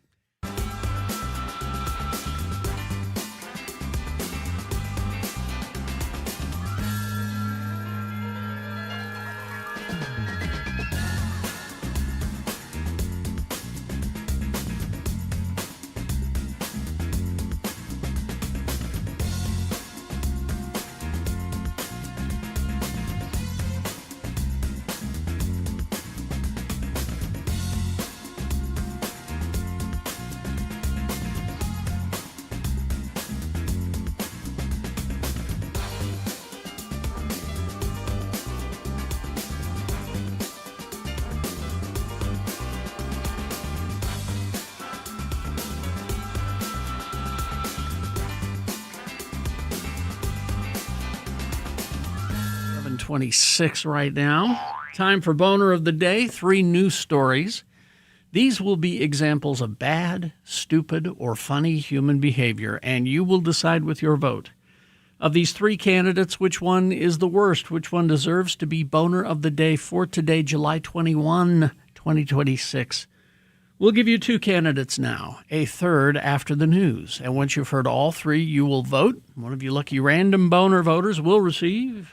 Can't buy it. Got to win it. Radio from Hell Boner T-shirt. Here's Boner candidate number 1. Pants and underwear are required to purchase alcohol. Springville, Utah.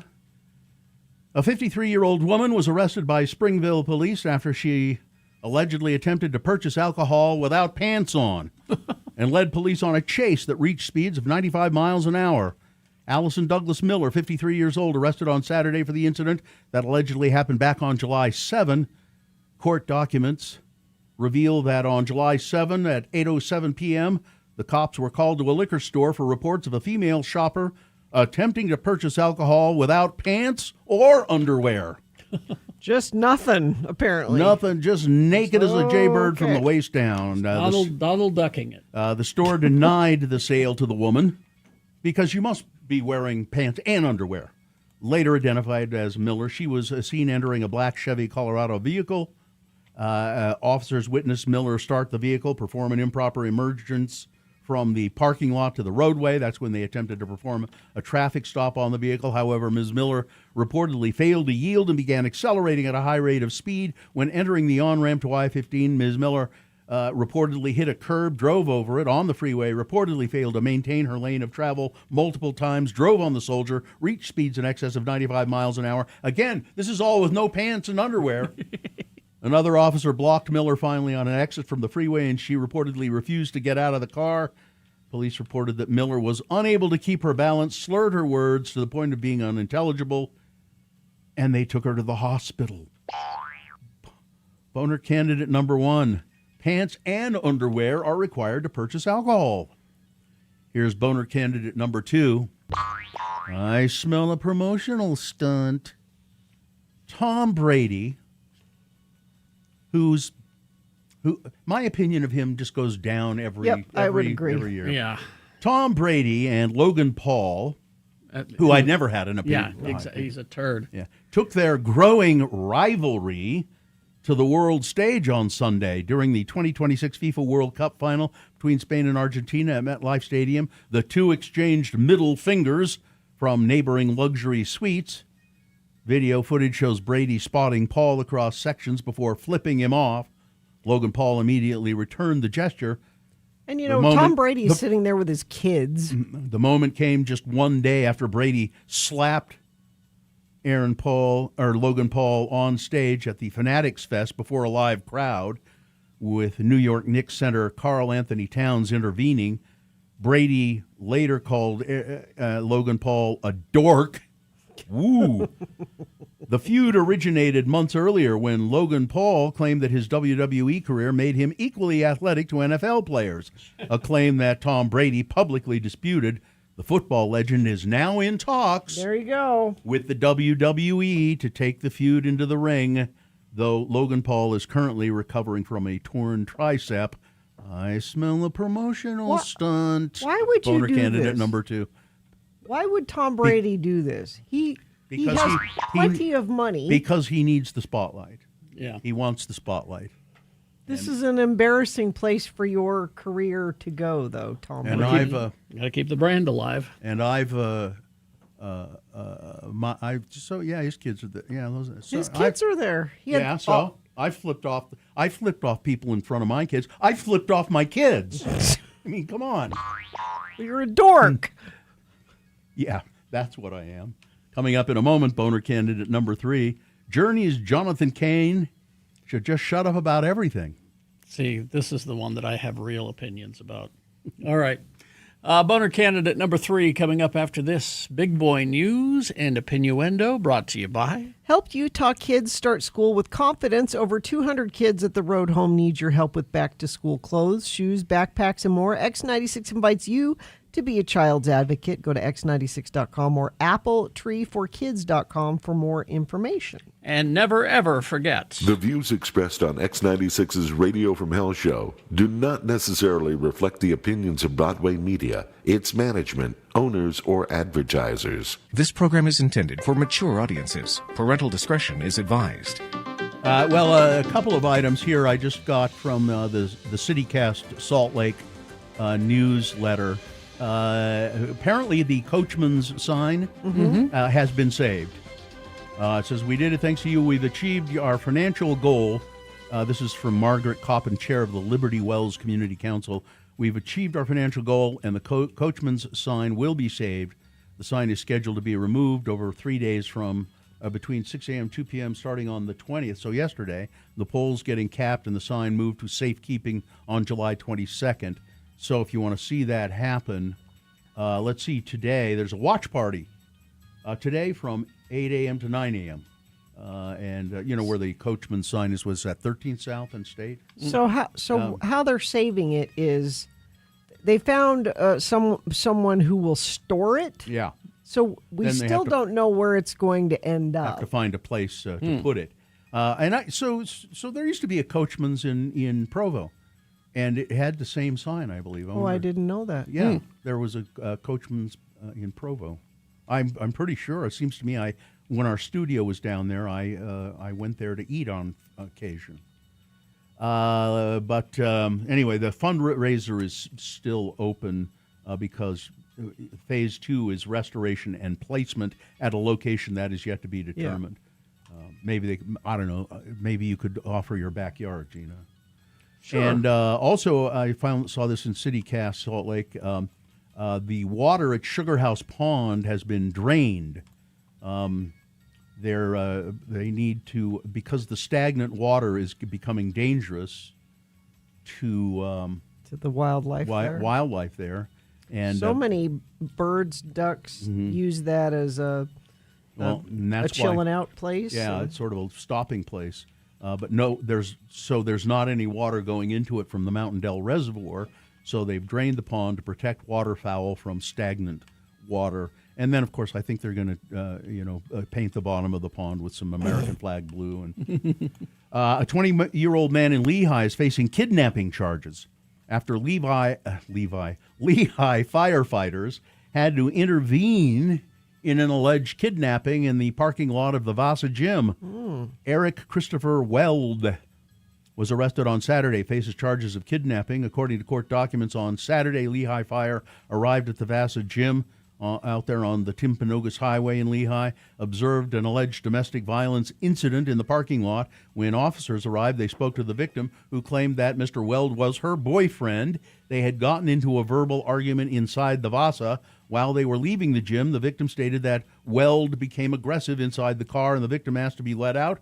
The victim got about 100 yards away from the vehicle before Mr. Weld allegedly caught up to her and began to drag her back into the car. At one point, Mr. Weld picked up the victim and carried her over his shoulder.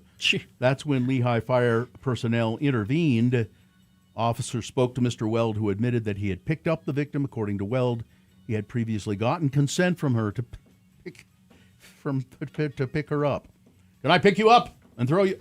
May I throw you over my shoulder? May I throw you over my shoulder and stuff you into my car? Something the victim denied. Mr. Weld was put under arrest for domestic violence, kidnapping, and then he allegedly started yelling at the victim and mouthing words to her as he was being arrested. Governor Cox is going to allow cities to decide whether they want to ban fireworks entirely or not for the upcoming Pioneer holiday, because, geez, if you took a hard stand on that, who knows what it would do to you politically. Yeah, pass the buck. At an event for the Days of 47 rodeo on Monday, Fox News asked Cox what he intended to do with his emergency order set to expire on Tuesday. Today, the governor announced a hybrid plan. Some communities, he explained, have received significant monsoon moisture, while others remain dry. The Wasatch Front has not had much moisture at all. We're still as bad or maybe worse than we were on the 4th of July in some cities, but much better off in others. We have some cities that have received more water than they receive in 2 or 3 months, and so it's safe to have fireworks in those places if you can find a place to shoot them off, because most places are flooded. Yeah, So, if you're in Beaver, it's probably safe. But fireworks is the last thing on your mind. So what we will do is kind of a blanket ban will go away. We will let the mayors and cities determine whether to have bans in their cities. Isn't that what it was before? They didn't have a blanket ban. They would allow. They said the mayors of the cities could determine. Isn't that what he said before? Spencer, you're so brave. Under the new guidance, a city or town can revert back to their fireworks restrictions set before the government issued the blanket ban. I don't believe there was a blanket ban. Am I misremembering that? No, because he didn't have the authority to do it, I don't think. Or he said he didn't have the authority. I don't know. He's so brave, though. Let's see. 2 U.S. Forest Service employees were freed Friday afternoon after a man and his son bound the workers and held them that means tied them up, right? Yes. After a man and his son tied them up, why did they write that? And held them at gunpoint for 15 hours in a national forest in rural Northern California. The 2 employees, whom the Forest Service chief, Tom Schultz, declined to identify during a news conference, were not injured, but the ordeal in the Shasta Trinity National Forest has shaken the workers and their families. Both arresting and will need some time to process the experience, said the FBI acting special agent in charge in Sacramento. The 2 men, identified as Charles Henriksen and his son Phoenix, were taken into custody Friday. Why did they do this? Well, Henriksen and his son had targeted the federal workers specifically because they worked for the government. That's pretty general. Yeah. I mean, Government. Yeah, let's kidnap them. They work for the government. The government. 5 people are dead in an Ohio river. 5 people died. 2 children have been left without guardians after a group of bystanders rushed into an Ohio river to try and save a person who was struggling to swim. All these people rushed in to try and save, and 5 people end up drowning. Very strange. Yep. And that's all the time we have, I guess. Yep. Weather, traffic. Well, it's super muggy out there. 81 right now, going to get up to a high of 99. 30% chance of showers and thunderstorms afternoon today, then partly sunny. Calm winds becoming a little stronger later this afternoon. 50% chance of showers and thunderstorms overnight tonight, mostly cloudy with a low around 72. We keep this pattern for the next couple days. We could see 60% chance of showers tomorrow, it looks like. Traffic, we have a crash northbound I-15, Point of the Mountain, left shoulder there, milepost 285. Northbound I-15, 82nd south in Sandy.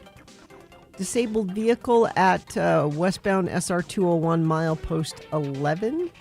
And just a reminder that they're doing some construction eastbound I-80 at about 3600 west. There's some buckling of the road there, and they're asking people to avoid that area if you can. Whatever you're avoiding, you can text us. 33986 is where you do that. I'm avoiding responsibility, is that? Sure. All right, here's boner candidate number 3. Journey's Jonathan Cain should just shut up about everything. Mm-hmm. Journey keyboardist Jonathan Cain is calling out celebrities who mix politics with their platform, directing sharp words specifically at Bruce Springsteen. In an interview with YouTube channel The Complete Disaster Network, Cain declared, "Guys like Bruce Springsteen should shut up. Honestly, shut up, Bruce." Cain also argued that artists should focus on unifying audiences rather than political messaging. He went further, calling Springsteen an annoying, bitter old man. Now, I would point out that Jonathan Cain is an outspoken supporter of Donald Trump, driven by his conservative Christian beliefs and his marriage to Paula White Cain, who serves as Trump's longtime spiritual advisor and senior advisor to the White House Faith Office. She is the person who said, Donald Trump is just like Jesus Christ. Past and present leaders of the United States, well known for religious controversy, and Trump is no exception when she called him the equivalent of Jesus Christ. Evangelical pastors and other religious leaders around the country said, well, that's just blasphemous. Yeah. She's a kook. She speaks in tongues and stuff. Yeah. She does that kind of thing. Cain's views and actions regarding Trump highlight several key points. Staunch political and faith-based support. Cain frequently speaks about his transition from being a Democrat earlier in life to a diehard conservative. He views Trump as a leader who fights for religious freedom and conservative values. He regularly attends Trump events alongside his wife and has publicly praised Trump's platform. High-profile performance. Cain has performed Journey's signature hits at several Trump-related events. Now, he says, I never speak about it when I'm performing for audiences. That's his caveat there. Yeah. But I think Jonathan Cain should just shut up about everything. Boner candidate number 3. All right, let's review the first 2 and vote. Boner candidate number 1, pants and underwear required to purchase alcohol, ma'am. A woman trying to buy some booze at a Springville, Utah liquor store, and she weren't wearing no pants, and she weren't wearing no underpants either. Just naked as a jaybird from the waist down. Boner candidate number 2, I smell a promotion stunt. Tom Brady and Logan Paul, they have a feud, and they're going to maybe fight at the WWE. Ooh. And boner candidate number 3, Journey's Jonathan Cain should just shut up about everything. All right. Time to vote for Boner of the Day. 1, 2, or 3. Remember your candidate number. The one that you think should win. The one that you think is the worst. 1, 2, or 3. Put that single digit in the message of a text. Text that to 33986. Most people vote that way. If you call Katie in the producer's booth, use their live voice vote at 877-602-9696. And other folks go online, x96.com. Look for the box that says Boners, July 21, 2026. Click on there and vote. And if you don't see that box, refresh your browser. It'll appear. Click and vote. All right, you got like 3 minutes to get your vote in. It is Boner of the Day. As soon as we award the boner, that means the phone lines will be wide open for your phone calls for the interactive feature that we invented, Hello, Yeah, What? Call and talk to us about anything. All right. 3 minutes. Let's go. This is Boner of the Day. You have to make those noises, you know. We got a minute. Yeah, restrooms are men's restrooms are terrible places. Oh, they are. They are just. I terrible wouldn't places. know. So this is based on a recent experience, like 10 minutes ago. Okay. So I'm there in the restroom. Yes. Standing at the urinal, and then and there's a little partition between. There are 2 urinals side by side, a little partition between them. Mm-hmm. So I'm standing there. I've got my hand. I'm bracing myself up against the wall, and I'm doing my business. And somebody comes in, and I don't see who it is, and stands, goes to the urinal to the right of me. Yeah. And the first thing that happens is I hear, shoo. And then as I'm standing there, and whoever it is standing there, and part way into his business, I hear, oh man, Really? oh, Don't do that. Really? Yeah. Whew. Oh. You know, you don't have to make those noises, you know. And I'm just standing there going, now, by this time, I am completely done. But I don't move. No, I'm going to wait for that person to be done and leave the restroom, which I did. As soon as I heard the hand washing was over and the door opened, I mean, I went and washed. I'm happy that he's enjoying the experience. I guess. So much. I guess. I don't think I vocalize when I. Certainly not.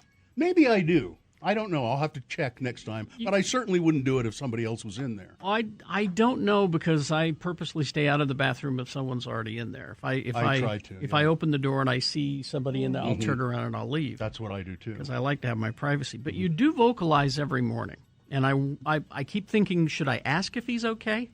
Oh, when I first come in? When you get here, I know. There's a lot of sighing. And I keep thinking to myself, should I ask if he's okay? Yeah, you're right. I know I do that, and there is a reason.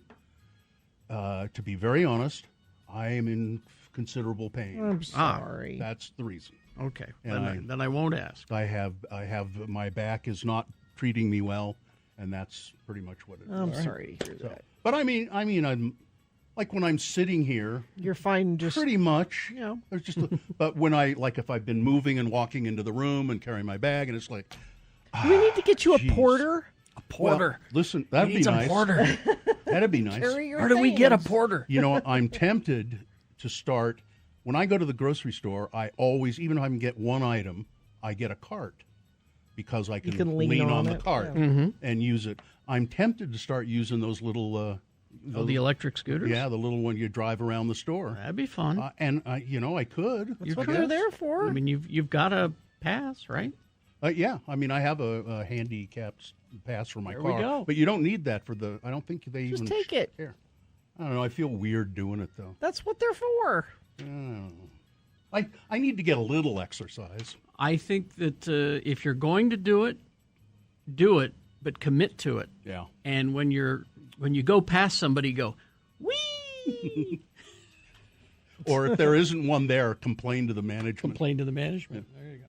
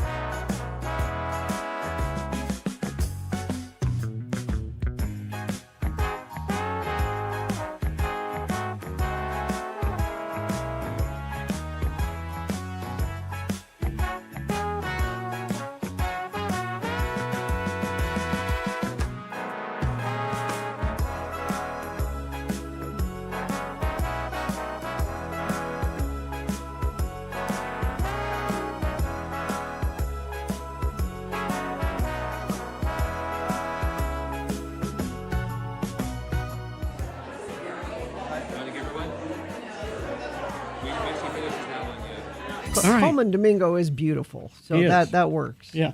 7:49, time to award Boner of the Day. And the boner of the day is brought to you in part by a Cobb salad. And Salt Mediation, the modern way to divorce. No court battles, flat fee mediation, uncontested services, attorney prepared paperwork with no court appearances.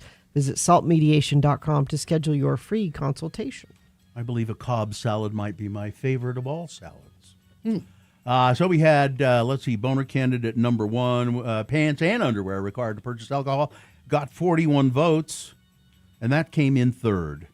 Boner candidate number 2, I smell a promotional stunt, did a little better than that, got 49 votes, came in second, but the winner with 173 votes, boner candidate number 3, Journey's Jonathan Cain should just shut up about everything. Mm-hmm.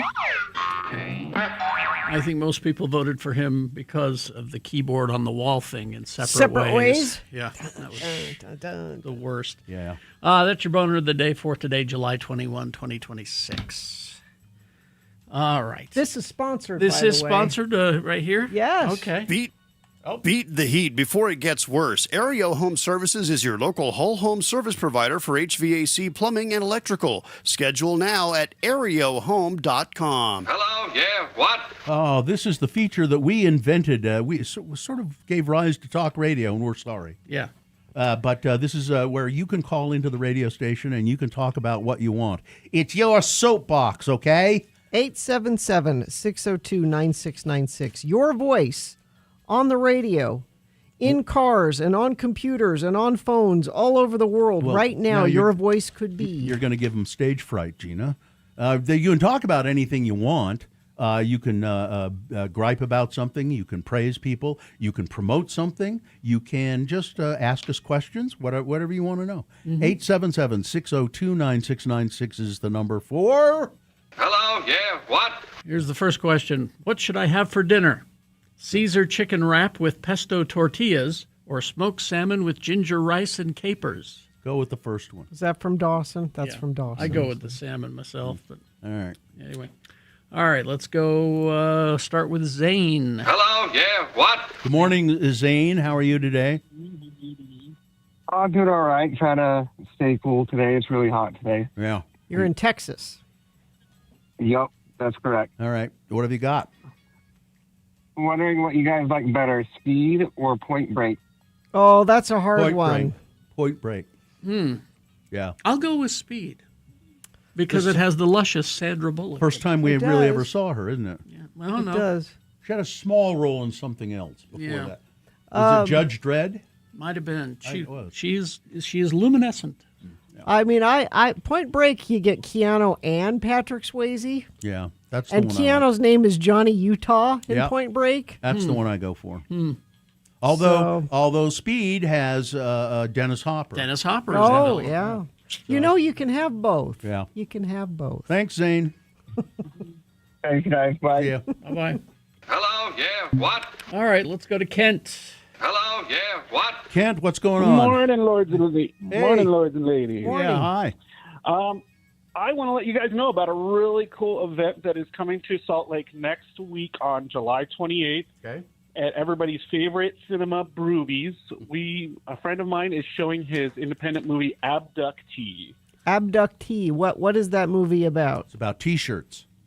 So, Abductee is a story that follows Andrew Freeman, plagued by lifelong sleep paralysis, who embarks on a quest for answers that forces his sister Lori into a whirlwind of uncertainty. As Andrew becomes convinced of extraterrestrial interference, the film delves into a gripping narrative that explores impact of belief, trauma, and the bonds that hold siblings together. Wow. Okay. And now, what involvement do you have with this? So he's just a lifelong friend of mine, and he asked me to reach out to some people in the area to see if anybody would be interested in going. And I thought of you guys because you guys are awesome and like to spread the word of. How now? It's at Broovies on what's the date again? July 28th at 7 p.m. You have to buy tickets. Tickets are $10. Yep, tickets are $10. Mm-hmm. You can go to Abductee. I'm trying to remember the website. Abductee.com or Tixtree is where they are selling the tickets. Okay. All right. There you go. Well, thank you. Sounds good. Thank you very much. See you later. All right. Okay, let's go to Jenna. Hello, yeah, what? Hi, Jenna. How are you today? Good. Hopefully you're doing good too. Yeah, not bad. I just have an ice cream PSA. Oh, okay. I just wanted y'all to be aware that normal ice cream has a Kerrygold butter dip this month, and it's super good. Kerrygold butter dip? Dip? How does that Yeah. work? Kind of like a chocolate dip, but it's like a butter dip. Oh, what do you dip into it? Anything, right?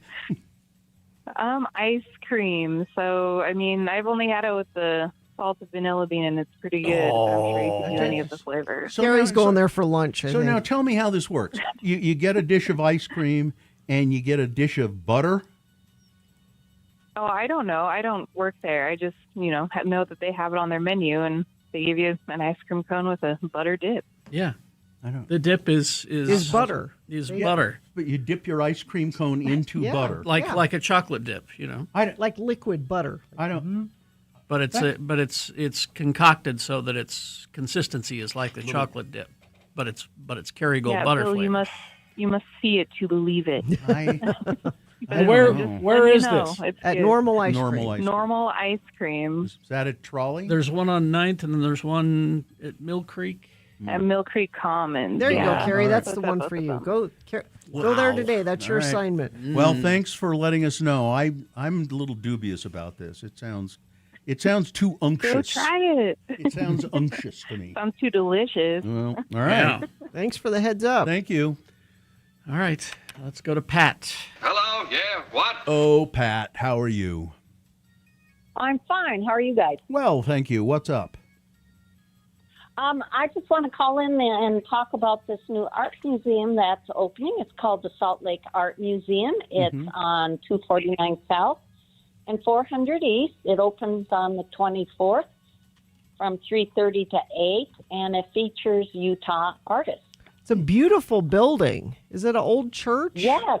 Gorgeous. Yes. So you've heard about it already? Yeah. No. Well, but you tell everybody. It's Well, I just want to make sure everybody goes and supports this. Like I said, it's local Utah artists. It seems like the artists, we have so many here in Utah, but they're better known outside the state than inside the state. So we need to support them. Is it Salt? So it's Salt Lake Art Museum. Is that what? And what's the address again? It's called 249 South, 400 East. It says SLAM, SLAM on it. Okay. On the door.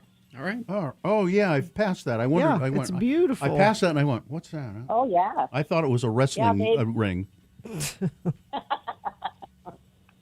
Yeah, so they've restored it. It's just beautiful. So All right. maybe you guys like to stop by. absolutely. Thank you very much. You see this? That's excellent information. This is what Hello Yeah What is all about. What? 877-602-9696. We have lines open, and we would love to talk to you about whatever it is you want to talk about. The butter dip. Yeah. It's like a hard shell for the ice cream, like a chocolate dip shell. Okay. See, Does that help you? does understand? that help you?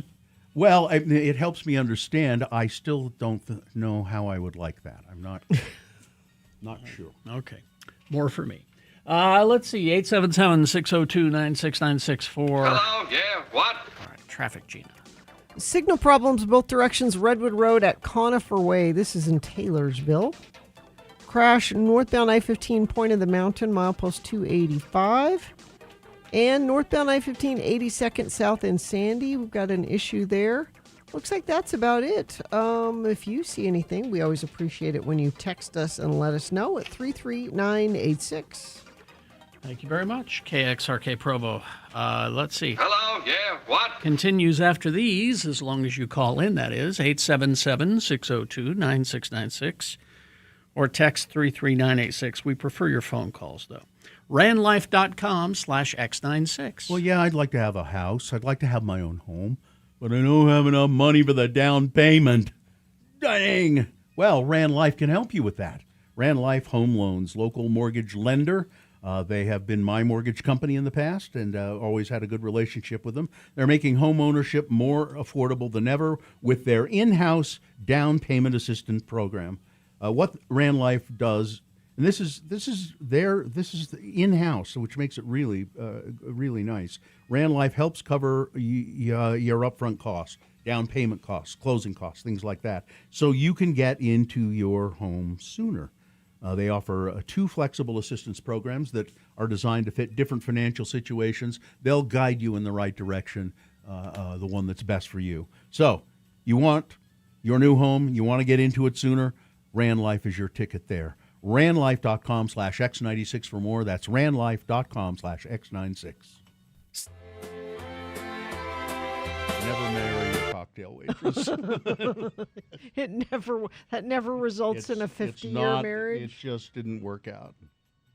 Put your laptop away. You're not fooling anyone.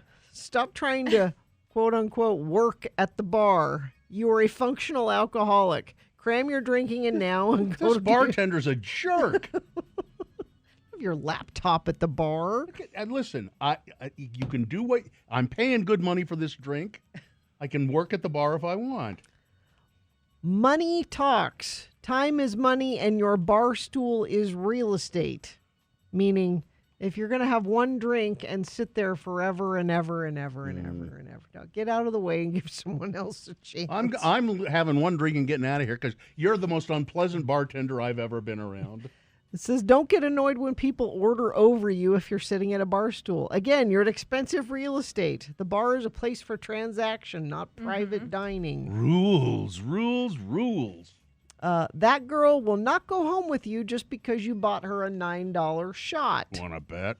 Some people will buy loads of expensive shots when out in groups when they're trying to look flashy, but you look stupid when you order expensive shots. And no, she's not going to go home with you. No. You're overpaying for super expensive cocktails. Yeah. You're paying about 400% more than the cost of ingredients to have your drink made. However, This is why I don't go to bars. I drink at home. but when you go to a bar, getting a craft cocktail where they have the very specific ice and the hand muddled herbs and the fresh squeezed juice. That is worth it, I think, going out and getting a really well-made, good ingredient mixed. The way I do it is I call on the phone and I order the drink and I say, I'll be there in 10 minutes. I want it waiting at the edge of the bar. I'll be there in 10 minutes. This says, I'm judging you on your drink order. I was always fearful of that one. You can tell what type of person is by their drink order. If you're in a bar with tons of people and it's loud and you order something complicated, you're just being a jerk. Gin and tonic. That's, but if you order something very... But don't order vodka and tonic. I always maintain that vodka is really, it's the alcohol for people who don't like the taste of alcohol. I think so too. And Kerry loves it. Yeah, he does. Because he doesn't like the taste of alcohol. That's his preferred. You put it, the only way that I like vodka is just straight, ice cold and straight. We have one bottle of vodka in our house that we have had for I don't know how long. And it's there for if we have somebody over and they're vodka drinker, but we never drink it. The last time I had vodka is when I had that watermelon and basil infused vodka from Jimmy. That was good. That's like the last vodka that I've been drinking. My sister one time gave me, it was really cool. It was a glass bowl you put ice in, and then these glass test tubes that you would fill with vodka and then stick them in the bowl of ice and just drink these cold shots out of these little test tubes. Yeah. Somebody texted and they said, what about things customers want to say to the bartenders, like spending 20 minutes watching servers take Snapchat videos behind the bar? Yes. Anything else? Is that it? That was the last of the list. We hope you'd enjoyed another list with Radio from Hell on X96. Well, now I'd like a cocktail. I appreciate our bartenders, and I think if Jimmy Santangelo were here, he would. Yes. He would have some. Maybe we can ask him about that. He'll be here tomorrow. Doing his have another drink with Jimmy. Ask him what he thinks about those things. Because most of those things suggest to me that it's a bartender who does not care very much for being a bartender and for hospitality. I think anyone in the service industry would tell you that. I did from Mill Creek texted in. Bill Creek. Although Moroni, hello, yeah, what works better if you call us 877-602-9696, even from Mill Creek. All right. Hello, yeah, what? All right. Hello, yeah. What? Oh, by the way, that Salt Lake Art Museum, which is opening on the 24th, it's in the old B'nai Israel temple, completed in 1890 for Salt Lake City's first Jewish congregation. The B'nai It's a beautiful temple building. carries a depth of cultural memory rare among Salt Lake City's remaining historic buildings. Its survival is uncommon in a city where progress has a habit of just tearing stuff down. So there we go. Hello, yeah, what? All right, let's continue. This is Mark. Hello, yeah, what? Hi, Mark. What's up? Good morning. I want to talk about my kittens. Your what? My foster kittens. Foster kittens. Oh, all right. Yeah. We've my son and I have been fostering kittens for years and years, and so I want to talk about the current ones plus plug the rescue that we work with. Okay, go ahead. Right now we've got 3 boys. They're 3 singles, although you might think that they're litter mates looking at them because they're all pretty much the same color. We've got Odin and Thor and Loki. And as the lore states, Thor and Loki have eternal beef. They're constantly tussling with each other. But the rescue that we work with is Friends of Community Cats. Their website is friendsofcommunity-cats.org. And you can see some of their cats in person at the PetSmart in Centerville. And the boys that are at my house right now, they just got neutered last week, so they'll be listed for adoption very soon. Okay. Thank you for the information. I hope they all get homes. Yes, I love kitties. And good work. Me too. Good work. All right. Thank you. Thank Yeah. you, Mark. All right, let's go to Garrett. Hello, yeah, what? Hi, Garrett. What's up, Garrett? Hi. Hi. So I wanted to talk about organ donation and the importance of it. Okay. Do you have one that you'd like to donate? Can we have your liver then? Not at the moment. Oh. But if somebody needs a kidney, I would happily give a kidney. Okay. And my sister-in-law donated a kidney to Just to anonymously. anonymously? Anonymously donated. She talks about it a lot and says it was a really great experience. Oh, That's amazing. I'm really happy that your sister did that. There's over 170 million people in America that are registered to be organ donors, but only 3 in 1,000 deaths result in donation. And a large part of that is because of the deceased family members. They back out. No. Yeah, they back out. out. Yeah. So- and part of the so problem is if too you are part of the people too is people like me. I have 2 kidneys and I've been wanting a third. Yeah. And I've got You want a I've got the spare? money to do it, So, Yeah, so make your wishes known. Tell your family that Yeah. you want to be an organ let your donor. family know before you go. And there's a misconception that if you are unhealthy, you can't be a donor. Yeah. They will take anything that is viable. They'll take. Yeah. So like my wife passed in 2022. They took her eyes, her skin, her bone. Nothing else was viable. Yeah, same thing with I my got a brother. letter- Yeah, my brother did. He was in pretty bad shape, but he still had stuff, And Yeah. I'll just put And out so there I got right now letters- for everybody. You can have whatever I got. You're welcome to whatever's usable. as a matter go of fact, ahead and take as a matter of fact, as soon as the show's over, I'm taking something. I'm Sure, not sure. go ahead. So, is there a website where people can go and sort of register and do all of this and find, do it the proper way? Well, through the Utah State Gov, you can register to become an organ donor. Okay. All right. All right. It's a good, and then- good plan. Thanks, Garrett. Thanks, Garrett. I just wanted to let people know that with the eyes, they also take eye fluid. So my wife, for instance, helped 3 people's vision. Oh, that's with nice. her All right. 2 eyes. Thank you, Garrett. Thank Thanks, you, Garrett. Garrett. See ya. Yeah, no problem. Let's go to Ramon. Hello, yeah, what?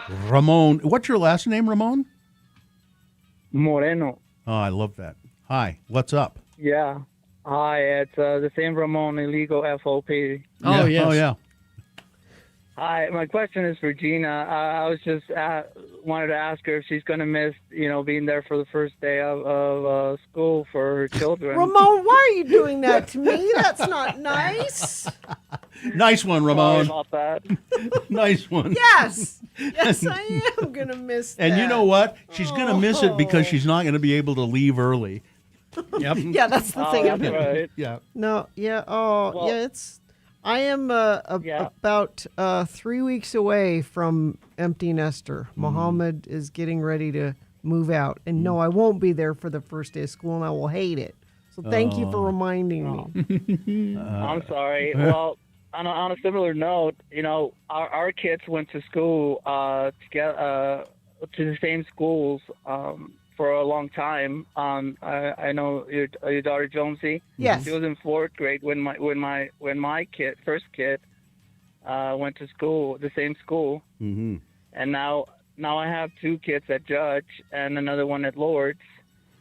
So they and before that they went to Cosgrove Yeah, together. yeah. So, All right, nice. Well, you'll be in my shoes someday, so just remember that. You'll be saying goodbye for. All right, hey Ramon, we gotta move on to another call, but just keep your head down, okay?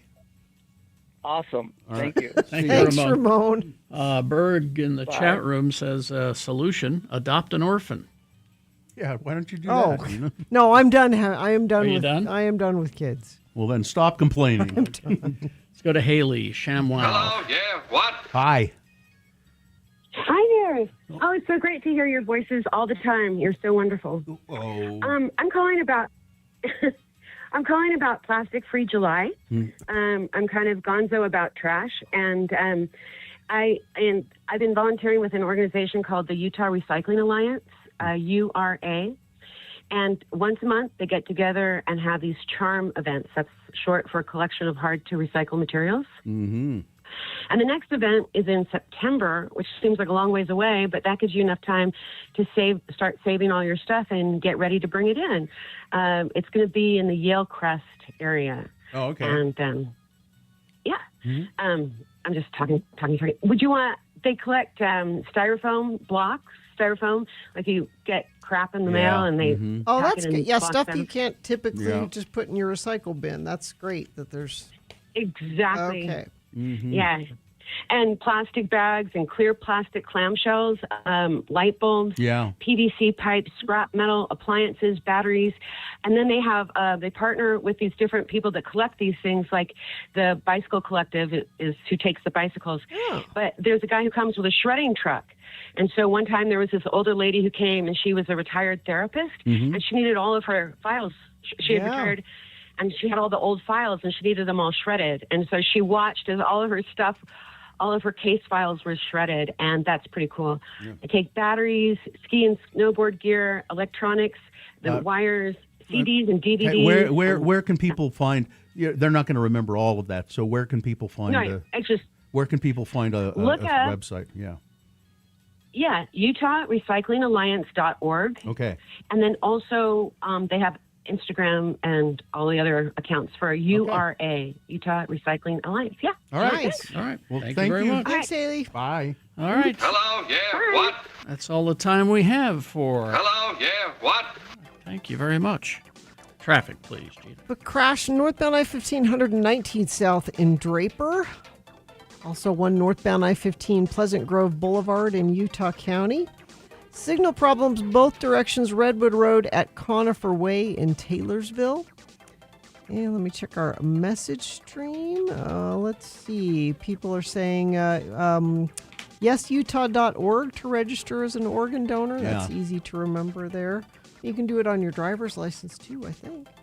Join Radio from Hell at a special pre-party for Salt Lake Acting Company's summer show, The Gaslight Zone, on August 1st.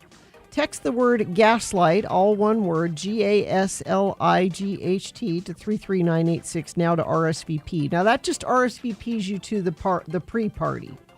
You have to purchase your own tickets. You can just go to saltlakeactingcompany.org to do this. We just need to know how many people are coming to the pre-party. Yeah. So Gaslight to 33986. I see there's somebody offering, says, Gina, you can take my kids to school for me, so I don't have I to. couldn't take my own kid. No. All right. I'm done. Beat Gina coming up after some short messages and a song. It's easy to play, easy to win the prize. Multiple choice, pop culture trivia. What is our prize today, Gina? It's tickets to the biggest 80s event of the year. The Things Can Only Get Better tour, July 29th at the Maverick Center. A lot of bands, 4 different bands. They're all playing full sets. Howard Jones, English Beat, bunch of Wang Chung, Modern English. Yeah, great. Great show. 877-602-9696 is the number to call to get those tickets by sitting through a game of Beat Gina. 877-602-9696. Call now. Hi. Here it is. Email of interest. Well, a while ago, Gina was waxing nostalgic for her childhood in Idaho, in Caldwell, was it? Nampa, Idaho. Nampa.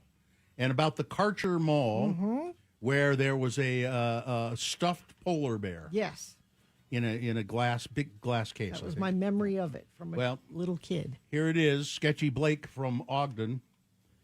This is your Radio from Hell field report from Sketchy Blake, Ogden. God bless you, Blake. Your humble servant in the trenches of mid-tier mystery and lightly fried meat. So there I was, dutifully making my way to Boise on assignment for Gina, chasing the great Idaho tradition of finger steaks. Because apparently fried beef strips are a cornerstone of our cultural identity now. It's true. But like any good investigative journalist with ADHD, I was swiftly derailed by a bigger story. The mystery of the missing Karcher Mall polar bear. Yes. Now, before we go further, let me say this. Everyone loves a polar bear. Sure. But if you ever actually looked at the Karcher Mall display, you'd know this was not the Coca-Cola commercial material. Ooh. No, this bear looked like it was mid-lunge, jaws agape, about to obliterate a baby seal. Oh. Which, having lived in Idaho for several years, feels disturbingly on brand. There was a baby seal there as well? Yeah. Oh, that's terrible. So what happened to this bloodthirsty icon of potato suburban taxidermy? I hit the hallowed halls of the Karcher Mall, still very much open for business if your business involves questionable cell phone cases and anxiety. I asked several locals about the polar bear, most of whom looked at me like I'd lost all my potatoes. Oh, no. Eventually, I found some longtime Idahoans who knew exactly what I was talking about. Oh, yeah. They whispered of a rumor, because, of course, there's a rumor that the bear had been relocated to the Health and Science Center at Northwest Nazarene University in Nampa. Naturally, I pursued this hot tip like the serious journalist I pretend to be. After wandering through the sterile academic hallways that smelled like lab gloves and existential debt, I found it. A massive polar bear named Ivan.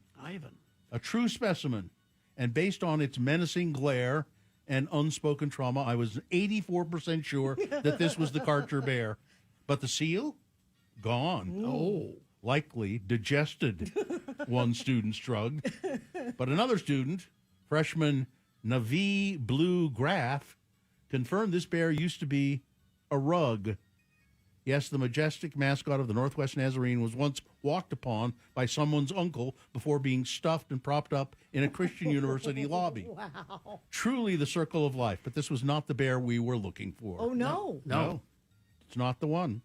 Feeling only mildly defeated and fully out of gas station burritos, I made my way back to the Nampa Motel 6 and took my search online. And what did I find? According to some highly credible internet sleuths, and by that I mean Reddit, the polar bear and, shockingly, the fully undigested seal are now living their best diorama life at a Cabela's in Fargo, North Dakota.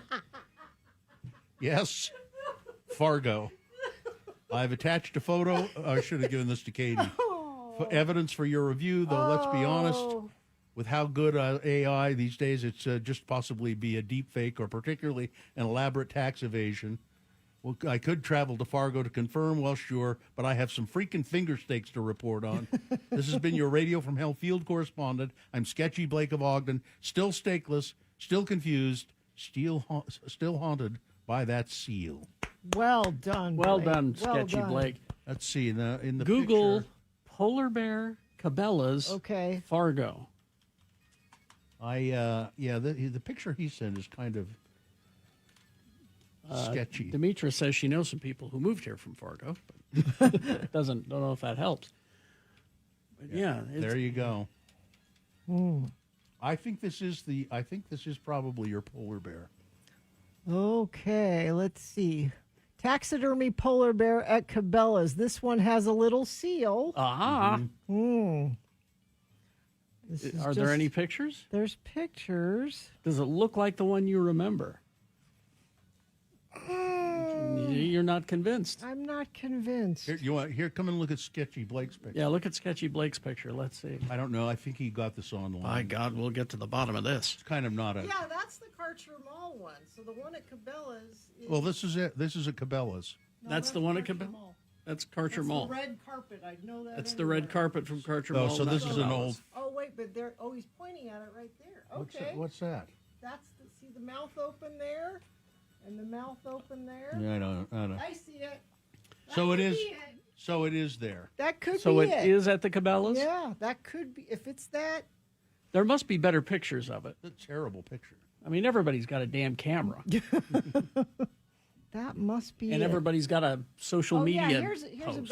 a better picture of it. I mean, there must be. Yeah, I think that's it. It's very similar. if Have we not. solved the mystery? I think we may have. Or should I say Sketchy Blake? Blake has solved the mystery? I'm so pleased with your reporting, Sketchy Blake. There it is. That's the that's one from the mall. at Karcher Mall. Oh my hell! Why do they have a dead baby seal there? Because that's what polar bears do. That's just terrible. Let's go look, kids. He's gonna eat the seal. I'm so happy about this information. I don't know why it was at the mall. Is Sketchy Blake single? I may be in love. I don't a think texter he says. is. No, I don't think he is. he is. Well, earlier I saw Blake texting in that his daughter Dawson really wants to go to the Lola Young show. Oh. She didn't win those tickets, but Katie, I think based on this reporting, I mean, Sketchy Blake went way out of his way. I think we should find some Lola Young tickets. He didn't bring us any finger steaks. That's true. You think I think we should find those. Katie's going to see if she can make that happen. I think we need to make that happen. Excellent reporting. There must be some. Yeah, maybe you can go and talk to promotions. We'll today. make that happen. See if we can make that work. Well, we can sleep now.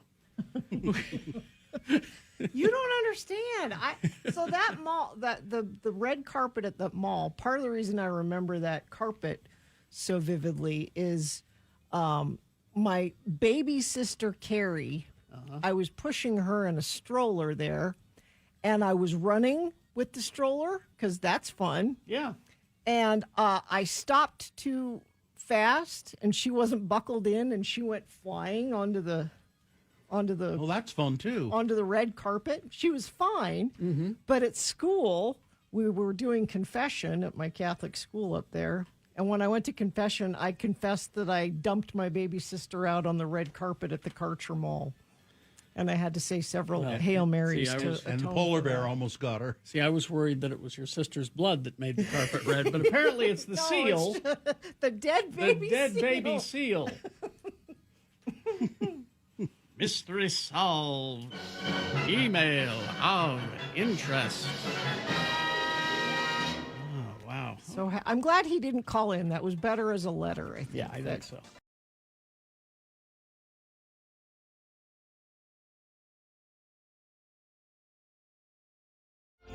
I'm Johnny Ola, and I've got a great idea for you. Oh? Because this is Take a Monkey to Lunch Day. Oh. A darling pet for your family. It's a human-like pet to caress and play with. It's a golden, honey-haired squirrel monkey. Oh, don't do this. A cherished gift for both adults and children. The squirrel monkey will bring fun and companionship into your life with its heart-shaped face and very lovable eyes. Adorable. Easy to train and care for.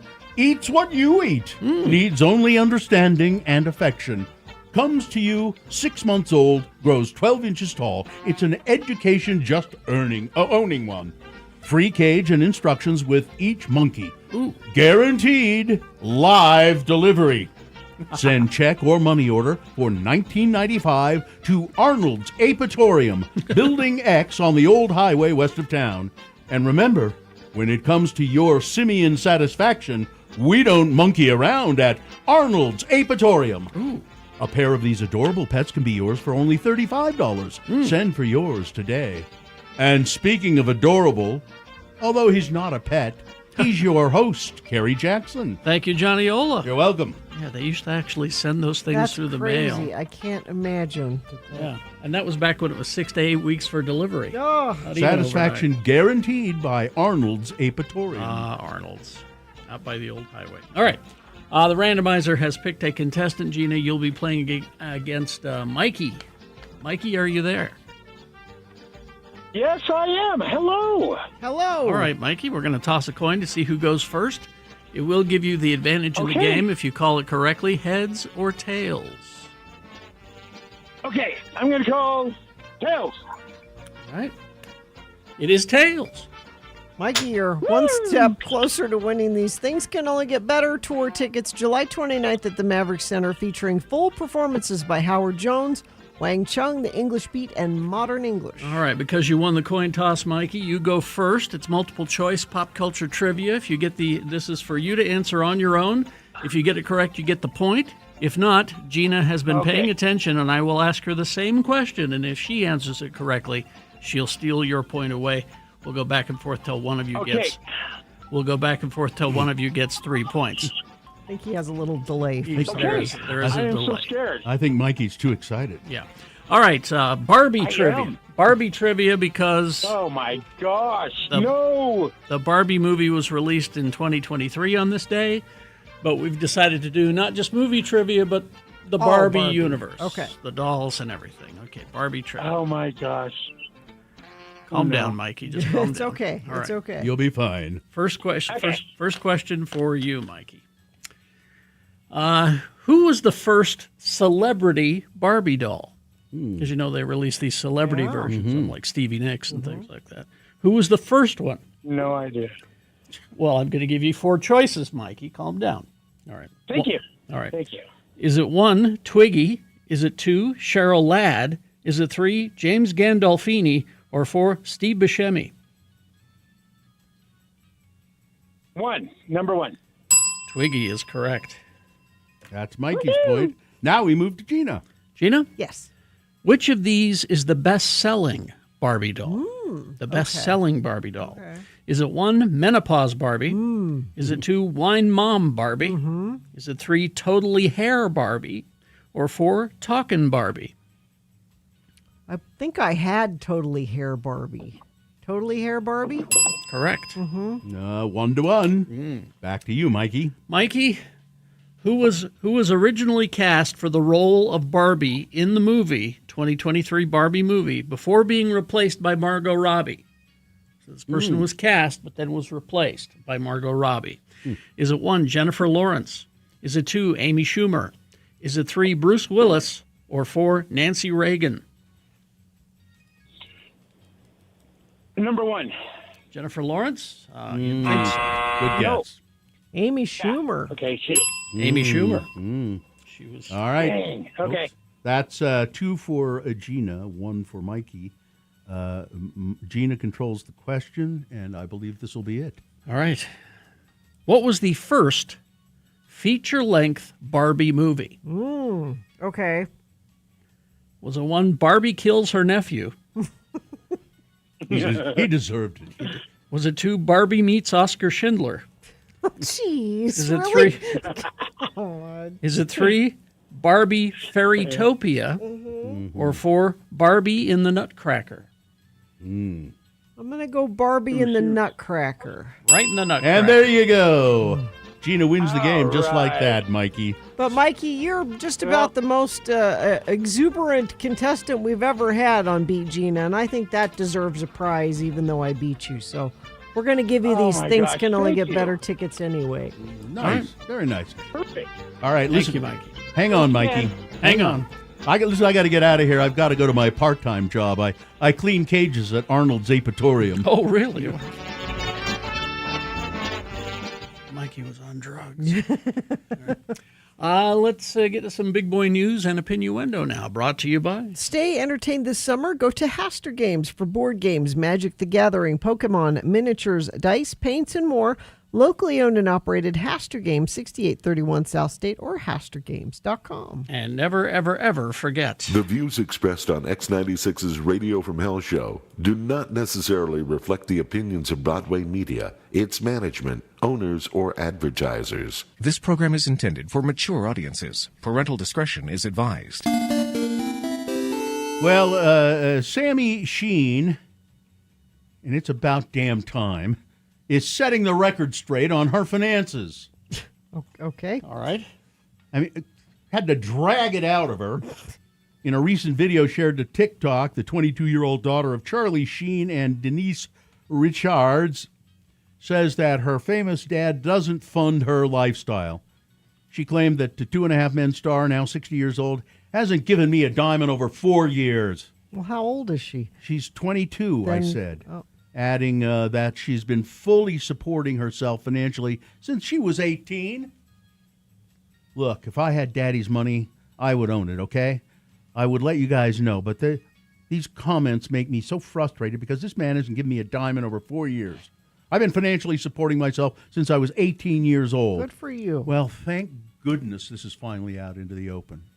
She then went on to share more, and I know you didn't think there could be more, about the last time she spoke to her father to put it in perspective to her followers. I guess she's a guru of some kind, a religious figure. She has followers. I found out that he bought my sister a car in cash, okay, a lot of effing money. So I asked him if he'd buy me a horse for the same price. And that was the last time we spoke, and that was like a couple of weeks ago. Huh? So if that doesn't put it into perspective that my father doesn't effing help me with anything, I don't know what does. Does she wanted a horse? That's what she said. Let me Daddy, look buy back me at a that. horse. No, I thought maybe I misread it. Might have been a house, but no, it's a horse. It is a horse. Yeah.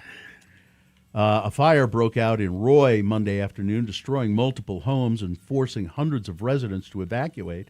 North Davis Fire District officials said an investigation is still ongoing, but it appears that sparks were generated from a hot train, possibly from brakes overheating, that traveled through the area west of Ogden-Hinckley Airport around 2:30 p.m. I've ridden that train through there. It's been many years, but when it first it's front runner, and the train runs along the backyard of a lot of houses. It's like you can look and see what people are doing in their backyards.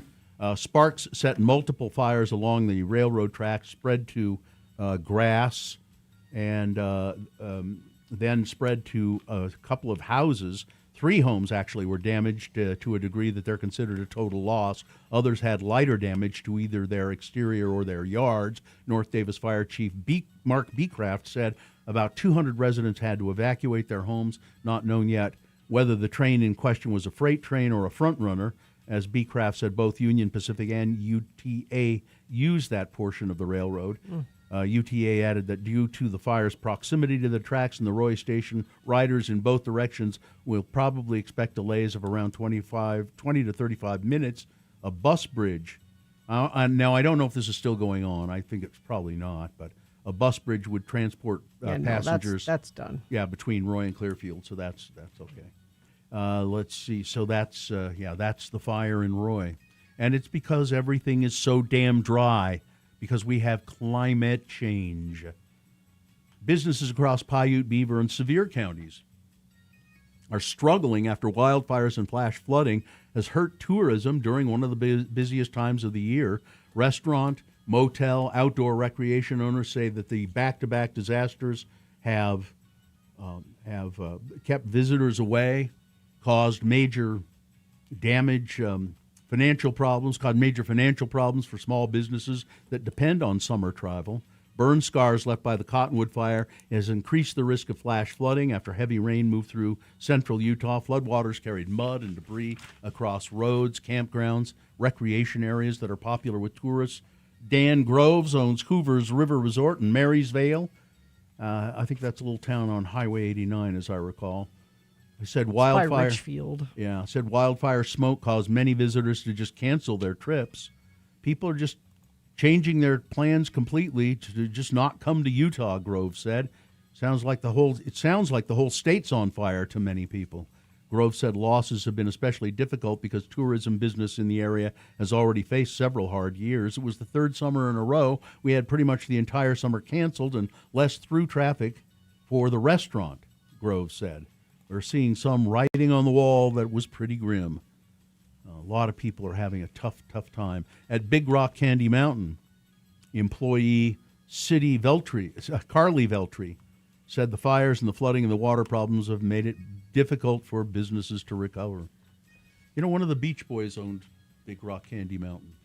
Really? Yeah. The whole mountain? Yeah. You know that. I didn't know you could buy a mountain. Yeah, that whole area right in there. Let's see. Government authorities in Guyana said on Monday night that the bodies of at least 27 people, including 4 kids, found after a ferry thought to be overloaded capsized over the weekend in waters off the South American nation. Officials warned that the death toll could continue to climb because dozens of people are believed to be missing. The ferry capsized late Saturday night while on a regularly scheduled route from Georgetown, the capital, to the remote gold mining outpost of Port Kaituma in northwestern Guyana. But it wasn't until Monday that the authorities revealed the breadth of the disaster. Rescuers were able to save at least 69 people after the ferry capsized. It was thought to have been carrying 179 people, including crew members. Official manifest for the state-run ferry showed only 133 people aboard. Senator Darlene Graham of South Carolina, Lindsey's sister, was sworn in last week to temporarily replace her brother, Lindsey Graham, the late Lindsey Graham.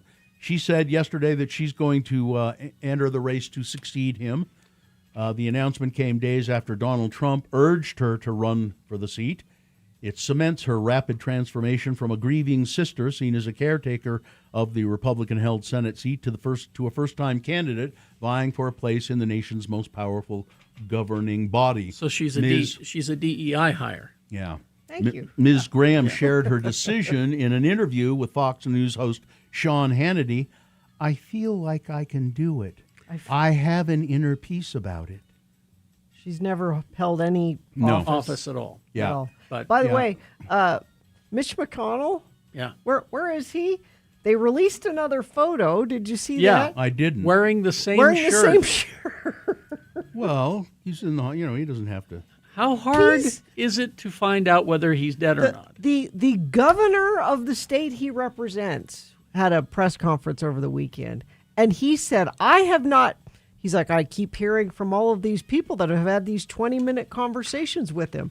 I have not had one of these. He represents people in my state, and I have not heard from him. I need to hear from him. I need a video or a phone call or something. Why don't you just go down to the hospital and see him? By the way, she's been married for several years. I think her last name is something like Norum.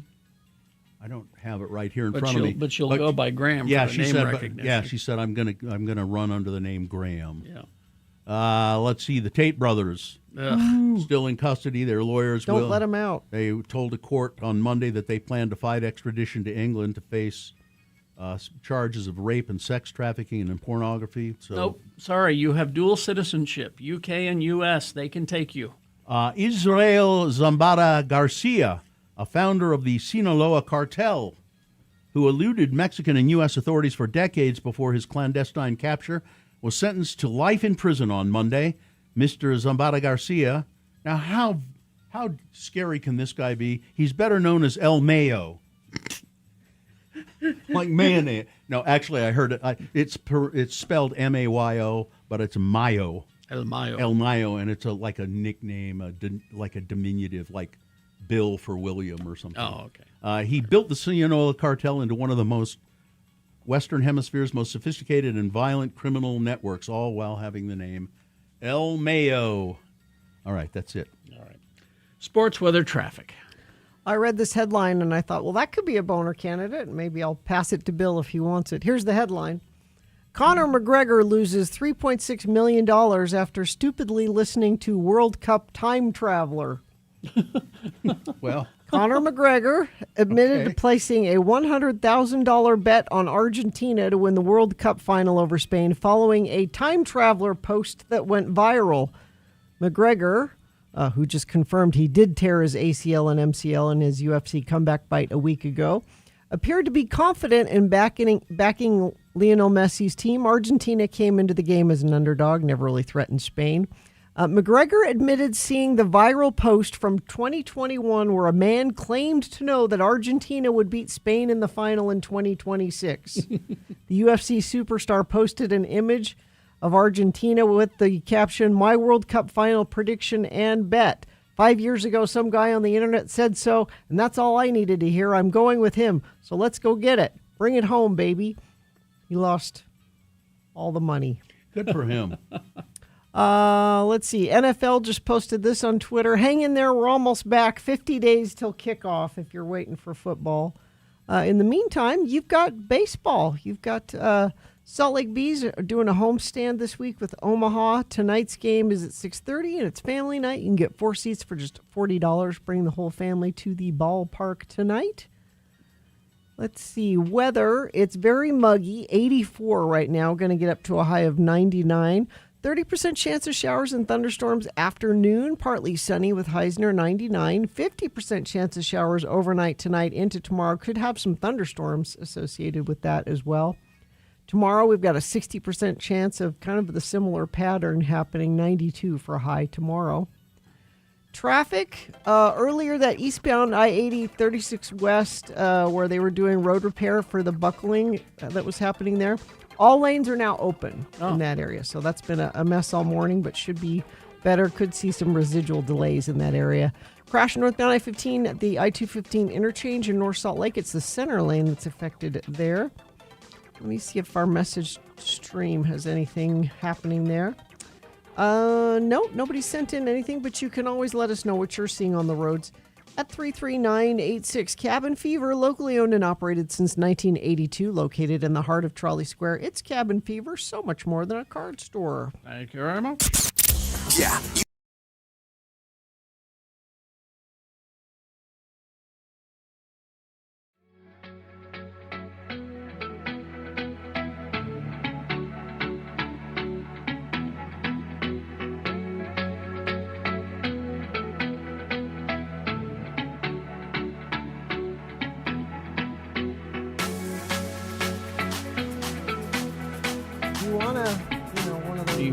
I do. I have a... One of these? Okay. It's Radio from Hell with another list, because people love a good list. X96. Now, this might be an exclusionary list. Okay. What do you mean? Well, it's sentences that only those who lived through the 80s will understand. Okay. Okay. Number 1, don't forget to rewind that tape before you take it back to the video store. Please be kind. Be kind, rewind. And rewind. Yes. Mom, can I go to the arcade to play Space Invaders? No. Here, I made you a mixtape and I hand wrote all the track listing on it. Well, yeah. I got the phone. You can hang up. Oh, yeah, extensions. That never happens. Extension anymore. lines. Yeah, that's yeah. true. Mom, I got it. You can hang up. You know, go back even further. When I was growing up, we had we shared a line with other households, and other homes. Party line. Party line. Thank you. I Oh. couldn't remember the term. We had a party line, and so There was one phone line that was shared between like 4 houses. Mm-hmm. And so you'd pick it up and you'd listen. Oh, well, Marge, when you're done, I need you to... weren't supposed to eavesdrop on other people, and But they you could tell. could, probably. Well, no, they could tell you Oh. were there. They could tell you were there. So, anyway, go ahead. Oh, I hope my Walkman batteries last through this whole trip. Yeah. Walkman. Don't forget to set the VCR to record your show. Mm-hmm. Saturday morning, I spent all my time watching He-Man and Thundercats. Well, that's not inaccurate because they weren't on Saturday morning. They were on in the afternoons, Monday through Friday. They were never a Saturday morning staple. They were not network. They were syndicated. Thank you. Well, I could have been on in the morning somewhere, I guess. I have to blow on my Nintendo cartridge to make it work. Katie's saying yes. Was it got to that. dust in it or something? Yeah. Is that what? If you don't blow them off, the connections aren't clean. My fashion statement includes leg warmers and shoulder pads. Yes. Yep. Waiting for MTV to premiere my favorite music video is a big deal. Mm-hmm. I remember when Michael Jackson's Thriller came out. Like, it was day. It was a week-long build-up. It was all anybody could talk Yeah. about, and you had to rush home. Now, don't we feel foolish now? I can't decide which movie to rent at the video store, Breakfast Club, or Ferris Bueller's Day Off. Or just going to the video store with no clear idea in mind what you wanted, and then just kind of trying to browse through things. I didn't care for doing that at all. My first computer game was played on a floppy disk and had pixelated graphics. Recording songs off the radio. You want it, your favorite song, you need to record it off the radio. People used to record our station all the time, KJQ, and then X96 to a certain extent, and send the tapes to missionaries in the field. Yes. And finally, the sound of dial-up internet. Or not being able to use your phone because you were using your phone line. You to probably dial have it that in. sound effect somewhere handy, Yeah, don't you, give me a Gary? sec here, I got it. I kind of always liked that sound. I still enjoy that. Maybe we should use it for something. Yep. Mm-hmm. Hey, look, my AOL disc just came in the mail. Again. And kids, you couldn't use the phone and the computer at the same time. Nope. Because that's the line you were using. All right.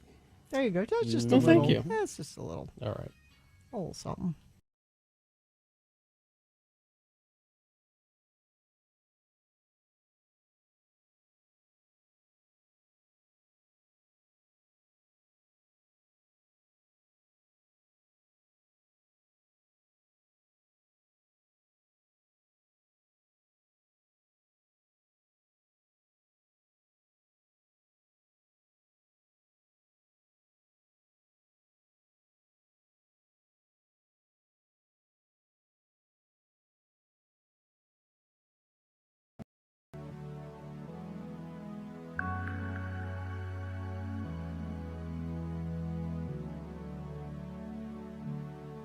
All right, 8:47 right now. I have an email of interest. Is it? Yes, Of interest? it is of great interest. All right.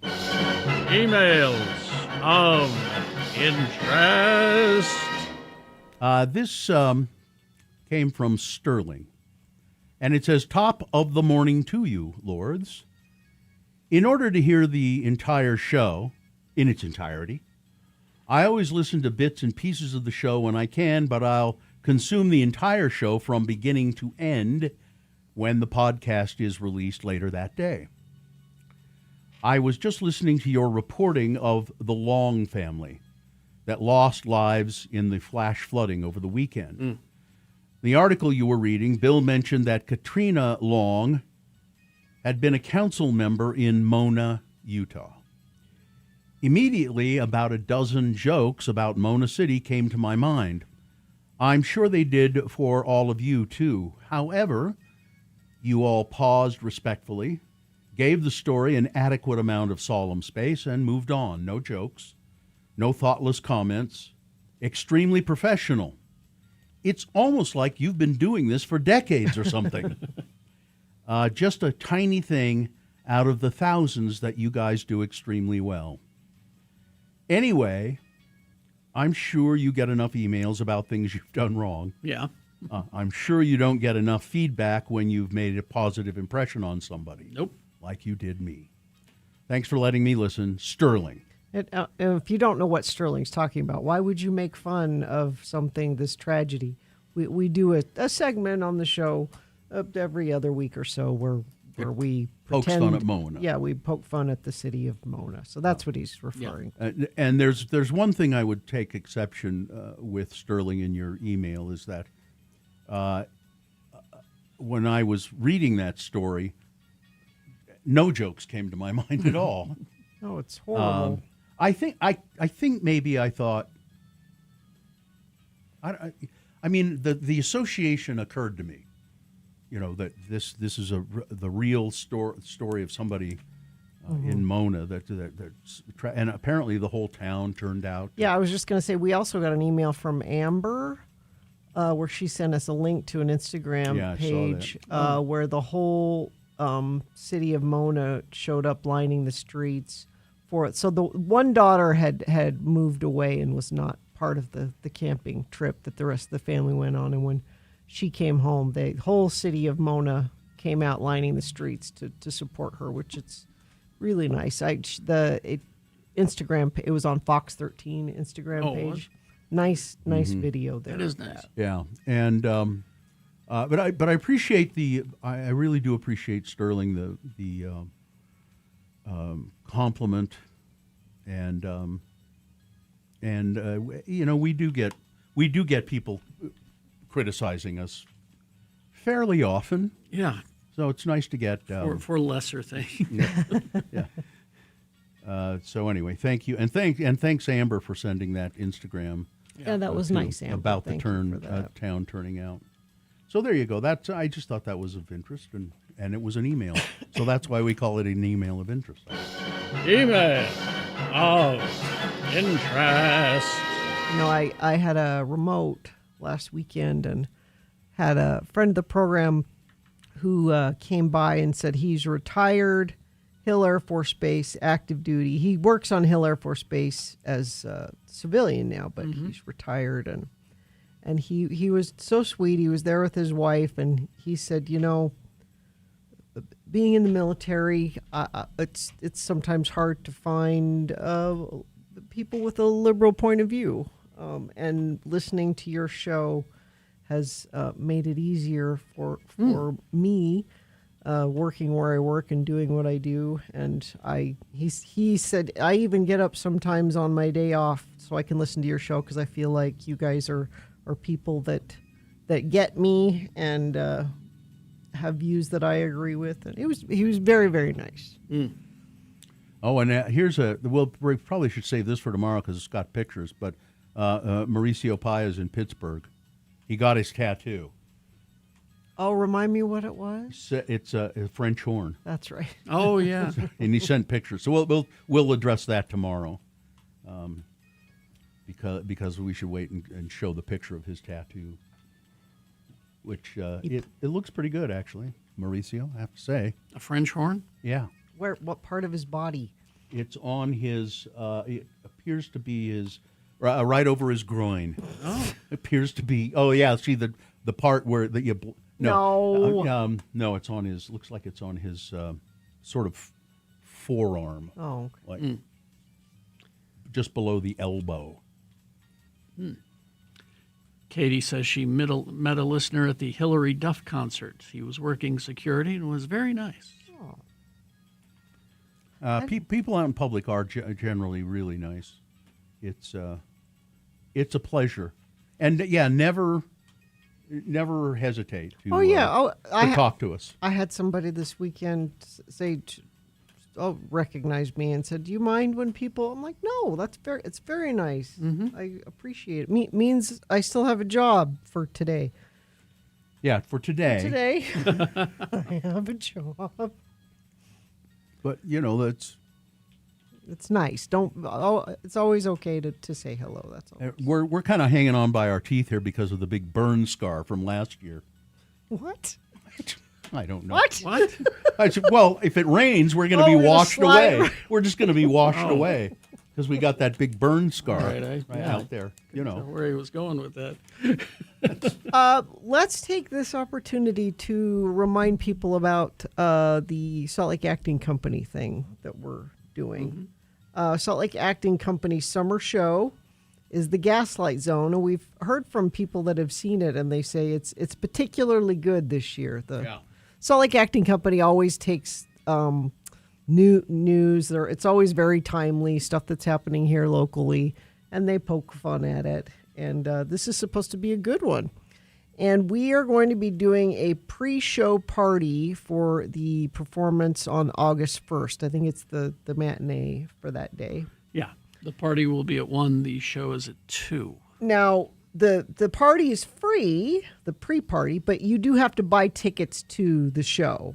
So all this is we would like you to RSVP and let us know that you're going to come to the little pre-party thing before the show, but you need to go to saltlakeactingcompany.org to buy your tickets.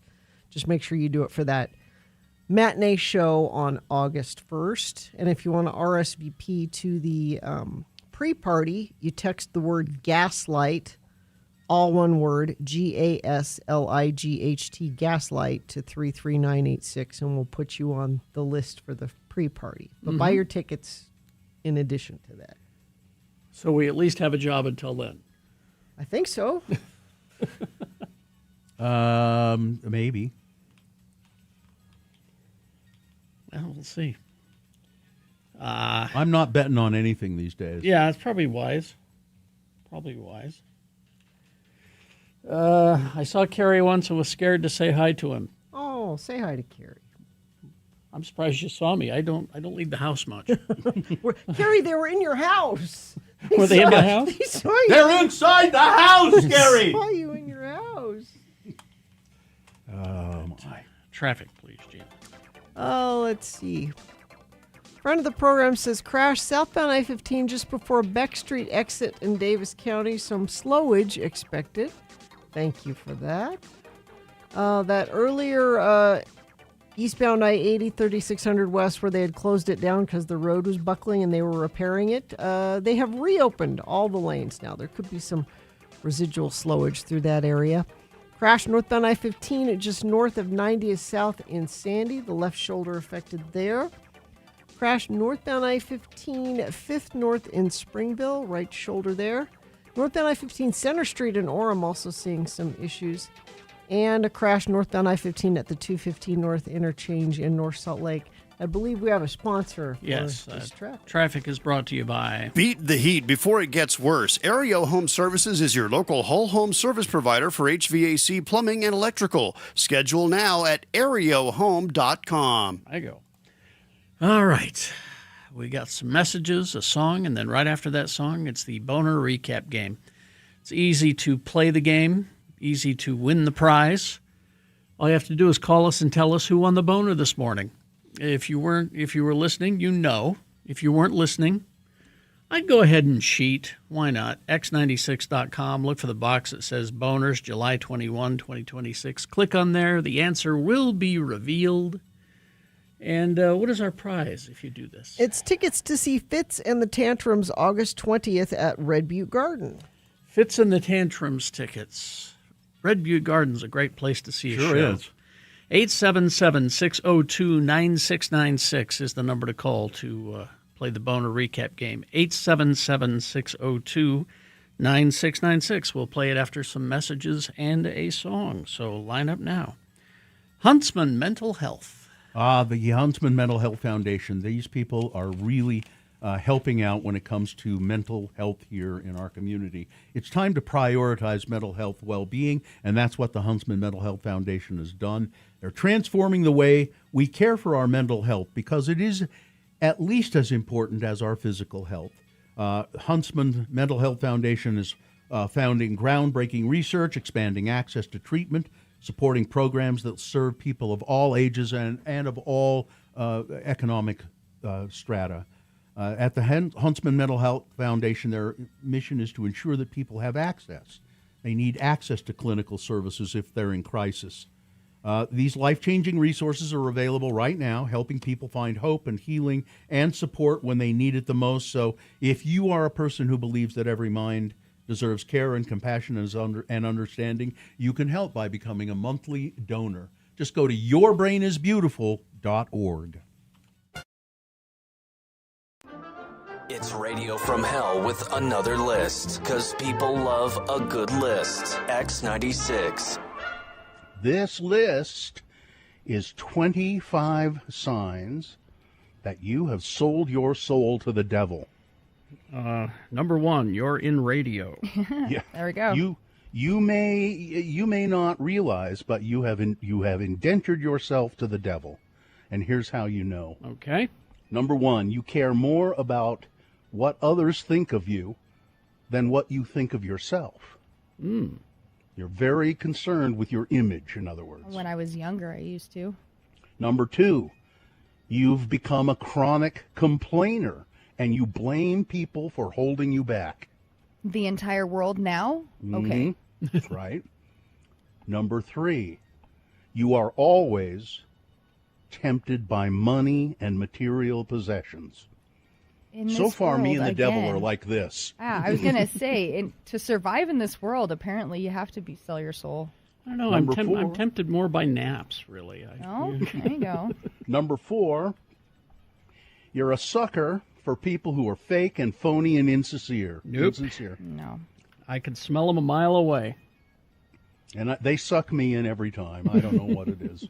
Number 5, you're more concerned with fitting in with others than making a name for yourself.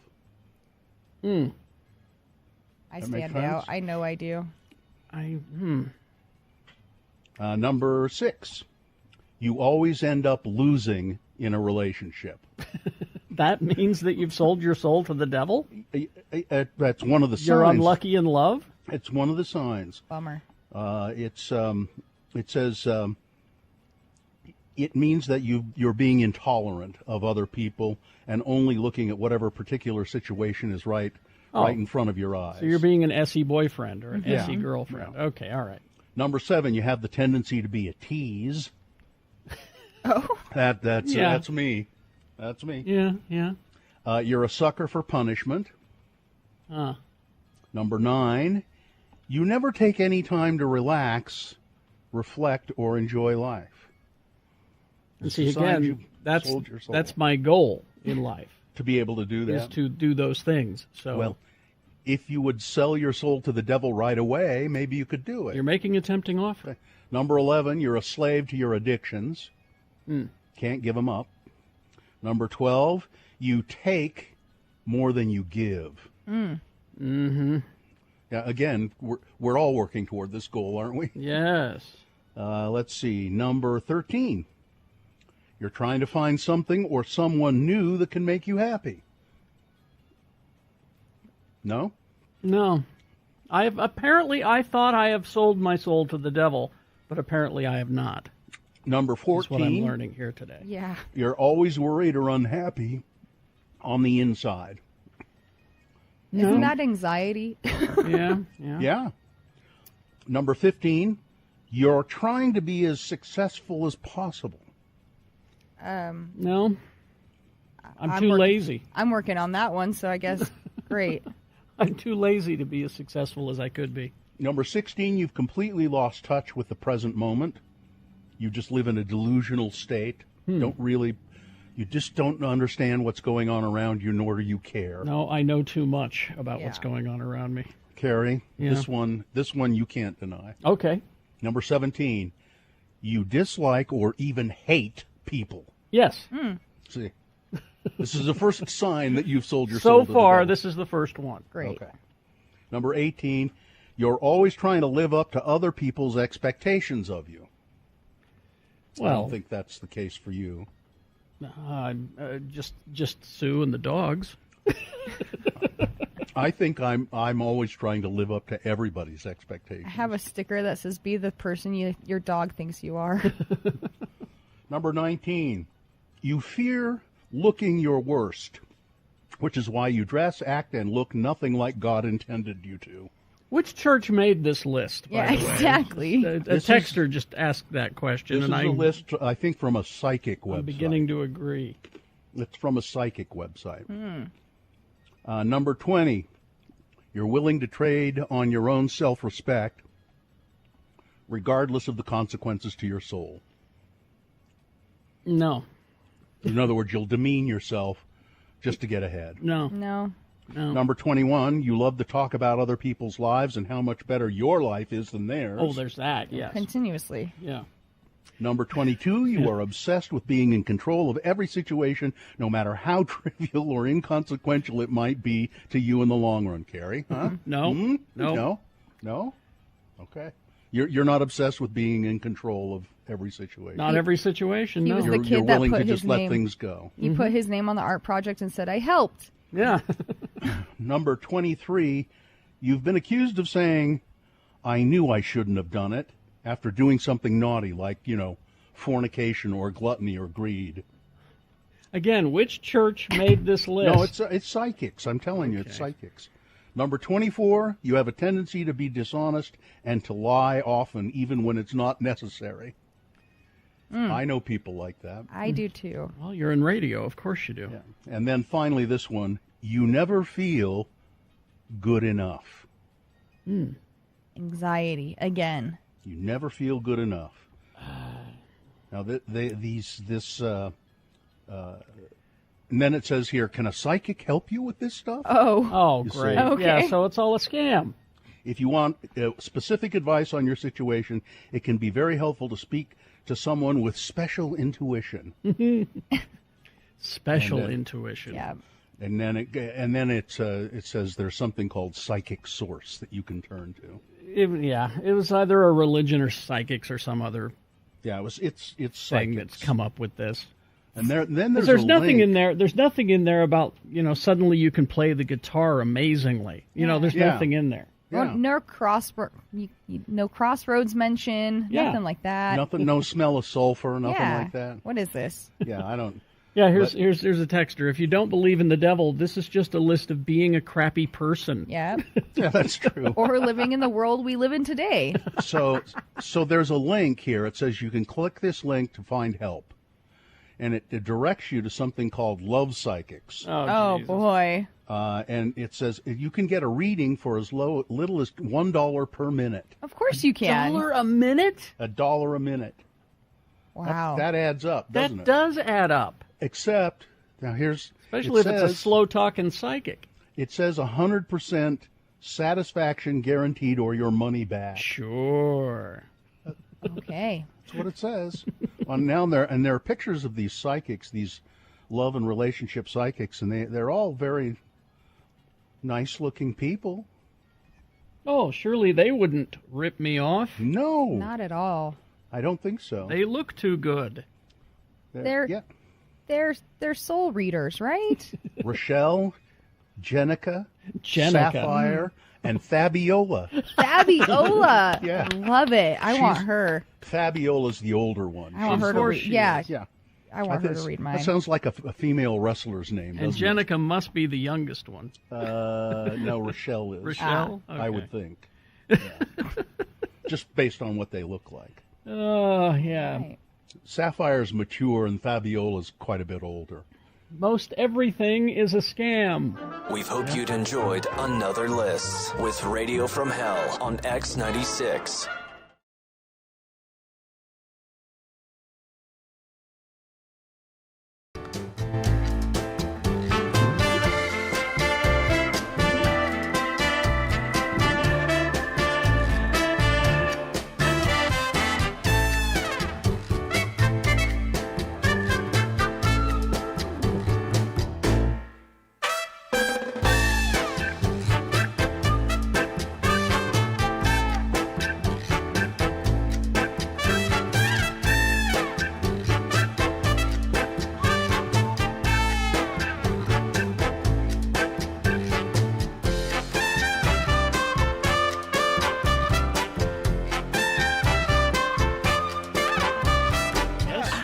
Layman wants to come out and play in Morgan.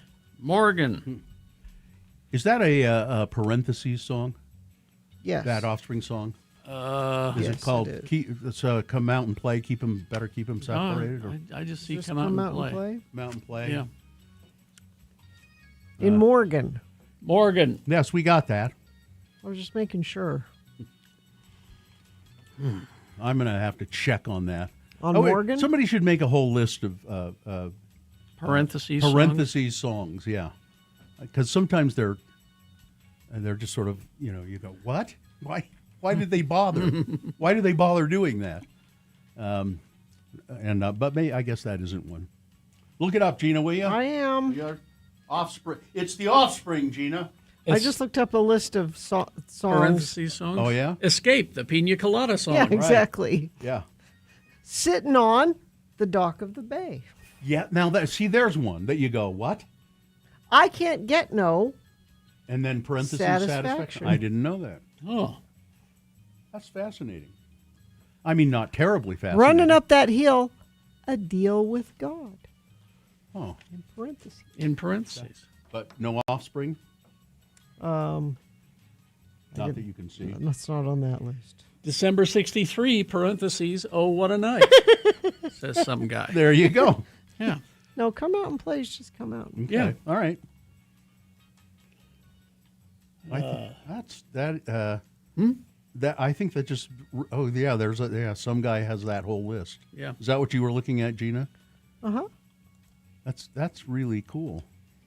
How is it that he is so fast in the chat room doing that? I don't know. He's good. It's just like, huh? It's like he almost anticipates what we're going to talk about. Parentheses, don't fear, the Reaper. Undone, parentheses, the sweater song. Yeah. Here, I like this one. Connor Oberst. I don't want to die, parentheses, in the hospital. Other places, that's okay. Okay. I want to die in the hospital. Can I just put that out there? Wouldn't you rather die in your bed? No. At home? No. In your sleep? No, because then the family's got to deal with it. If you're at the hospital, they're the pros. Yeah, no, they don't have. Your family doesn't have to deal with it in the hospital. They can just either show up for visiting hours or not, and then just walk away. Yeah. I see. I see what you're saying. Yeah, Okay. you got to. There's stuff to clean up if you die at home. Don't die at home. Go do your family a favor and die at the hospital. Here's another parentheses song that's good by a band called Electric Six. Naked pictures, parentheses, of your mother. Mm-hmm. Boner recap. We need to do that. Oh, yes. Here. It's the boner, parentheses, recap. Do we have someone there? Katie is here. Oh, it's Katie. our old friend Katie. Katie. Yay, it's me. Oh, it's must be Katie Peters. Is that who that is? Yes. Hi, Katie. That is who it is. Katie, I got to find the Katie, boner you set. want to win these Fits in the Tantrums tickets? I love Fits in the Tantrums, and I love Red Butte. Yeah, they're coming Perfect. there on August 20th. Well, how fortunate that you got through at this moment. Woohoo! Uh-huh. All right, Katie, I'm going to read the three boner candidates. You tell me the winner. I know you know what it is and who it is and where it is, so I'm just going to do it right now, okay? Okay. Okay, boner candidate number one was pants and underwear are required to purchase alcohol, at least at the liquor store in Springville. It might be different at other liquor stores. I don't know. But a 53-year-old woman was arrested by Springville police after she attempted to purchase alcohol without wearing any pants or underpants. And then she led police on a high-speed chase, again, driving her car at high speeds without wearing pants or underpants. That's boner candidate number one. Boner candidate number two, I smell a promotional stunt. I just can't believe this is anything other than a manufactured feud between Tom Brady and Logan Paul. Of course it is. And now Tom Brady is in talks with the WWE to take the feud into the ring. That's a promotional stunt. And boner candidate number three, Journey's Jonathan Cain really ought to shut up about everything. He is the keyboardist for Journey, and he's been calling out celebrities who mix politics with their music. He says Bruce Springsteen should shut up. He's an annoying, bitter old man. Now, Jonathan Cain is an outspoken supporter of Donald Trump. His wife is Paula White Cain, who serves as Trump's longtime spiritual advisor and senior advisor to the White House Faith Office, who has consistently said Donald Trump is as important and he's the personification of Jesus Christ. And that's Jonathan Cain's wife, and he, So, anyway, the only caveat there is that Jonathan Cain says, when I'm performing for an audience, I don't bring up politics. Yeah, all right. Apparently that's a dubious statement. Mm-hmm. Really? According to people who have seen Journey. Oh, I see. Recently. And by the way, please don't tell me that you've seen Journey, because that way I'll lose all respect for you. All right. There Journey now or Journey then? Both. Both. Well, then you have no respect for me. I've seen them twice. Oh, no. You mean Journey that does separate ways? Parentheses, worlds apart? Worlds apart, parentheses. All right, Katie, which one was the winner? Number 3. Indeed. You win, Katie. Congratulations. Woohoo, indeed. All right. Hang on. Hang on the line. I'll tell you how to get your tickets. Here's the best one. Don't come home a drinking, parentheses, with lovin' on your mind. Lovin' on your mind, yeah. I like it when the parentheses is at the beginning of the song, too, sometimes. Like, here's an Elvis song. In parentheses, Maria's the name, and then his latest flame. So. How about, what's so funny about... Peace, love, and understanding? Peace, love, and understanding, parentheses. All right. Well, let's take a break. We will be back after a very short break, as a matter of fact, with some big boy news and opinioendo.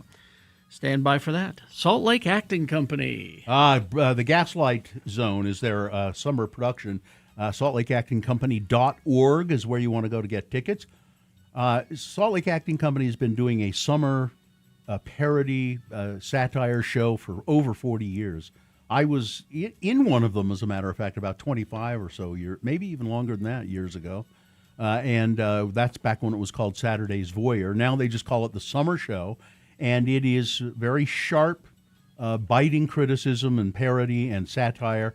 And apparently this year's The Gaslight Zone, based on The Twilight Zone, is funnier than it's been in a long time. I mean, just one of the funniest in a long time.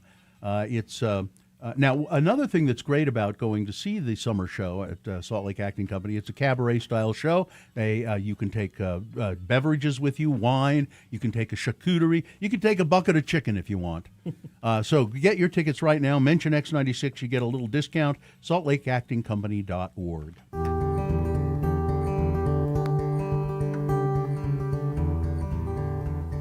Here's what Kerry Jackson is doing when he's not on the air. Grandma, why do we have to drive all the way up from Salem to Orem just to go to the Training Table restaurant? Because they have the cheese fries, you stupid little turd. Grandma. It's worth the 20-mile drive for the cheese fries. Yeah, worth it to you. You don't have to drive. Well, what did you say? I said that those cheese fries seem to make you thrive. Well, that's what I said. Of course they do. Cheese fries have all the nutrients we old people need. And they're easy to digest, too. Oh, when those rat bastards down home get the cheese fries to their burger joint, maybe we'll eat at home. Grandma, did you bring your stool softeners? Just, you never mind about my stool softeners. Just get on the damn phone and order the cheese fries. Okay. Oh, and about 10 of them cups of dipping sauce. Grandma, can I order a burger for myself? Well, if you've got the money to pay for it. What do you think I am, Zion's First National Bank? No, I don't. Stupid little turd. Here's what Bill Allred is doing when he's not on the air. Hi, welcome to the Training Table. Can I take your order, please? Well, sure. Bill? Bill, is that you? Just a minute. Hello? Hello? Welcome to the Training Table. May I take your order, please? Hey, what happened to the guy I was just talking to? Guy? Wait a minute. Bill, this is you, isn't it? I don't know what you're talking about. My name is Jenny Parsons. Who are you? Oh, come on. Like you don't know that I'm Kerry Jackson, your partner on X96's Radio from Hell show. Oh, you're Kerry Jackson? Oh, I've heard of you and the Radio from Hell show, too. Oh, I love your partner, Bill Allred. Yeah. He's so handsome and kind and generous and thin, too. Yeah, right. Oh, and he's so much funnier than you. All right, listen, Allred, I don't know what you're trying to pull, but I could just send Grandma back in the kitchen to kick your ass. I'm not kicking anybody's ass until I get my cheese fries. You stupid little turd.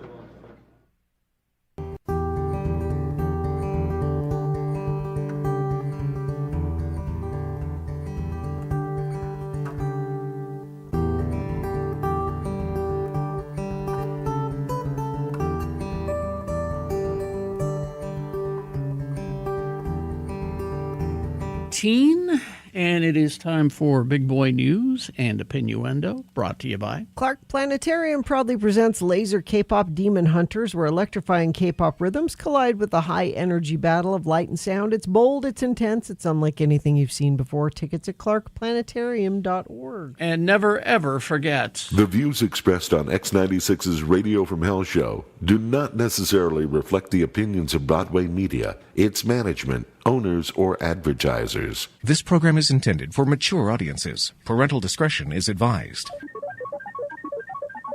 I'm going to take a sip of water before I start. Sure. Thank you. 3 new women's world records have been set at the Lumberjack World Championships competition. What? Held in a small Wisconsin community full of high-powered sawing, chopping, log rolling, speed climbing, and cheers of yo-ho! This year, 66 men and 40 women attended the 3-day competition in Hayward, Wisconsin, that ended Saturday. They represented 16 states and 9 countries. They used to televise this. Maybe they still do. And it's actually quite stirring. Competitors take their gear very seriously with custom-built chainsaws, carefully sharpened axes, and single buck saws that can cost upwards of $400 just to sharpen. Carolina Urbanova from the Czech Republic set world records in 2 events. She earned first place in the women's underhand chop, cutting through 11 inches of white pine in just 21.28 seconds. She also came in first in the women's standing chop. That's a dangerous one, cutting through 9 inches of white pine in just 19.38 seconds. Meredith Ingbertson of Hayward set a world record in the women's boom run.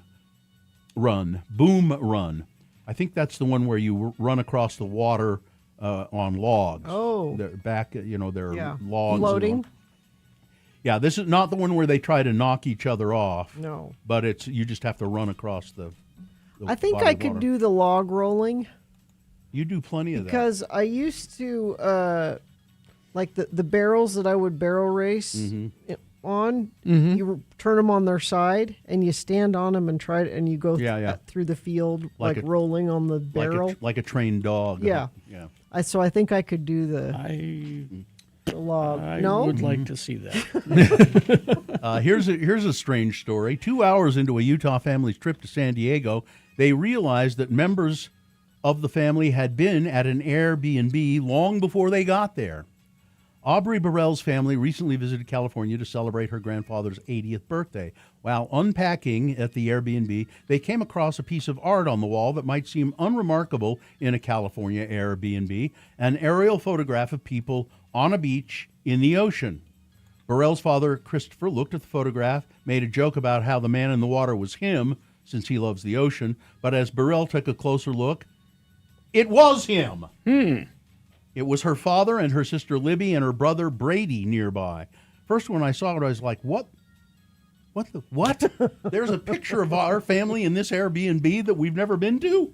This is creepy. Now, when I first heard this story, I thought it was like a posed family photo. No. It's not as creepy that this is just like a beach scene, and they just happened to be in the beach scene. They had to be in the scene. Her aunt, who booked the Airbnb, reached out to the host, who told them that the property's decorator was a famous local photographer who uses aerial shots to help decorate rentals.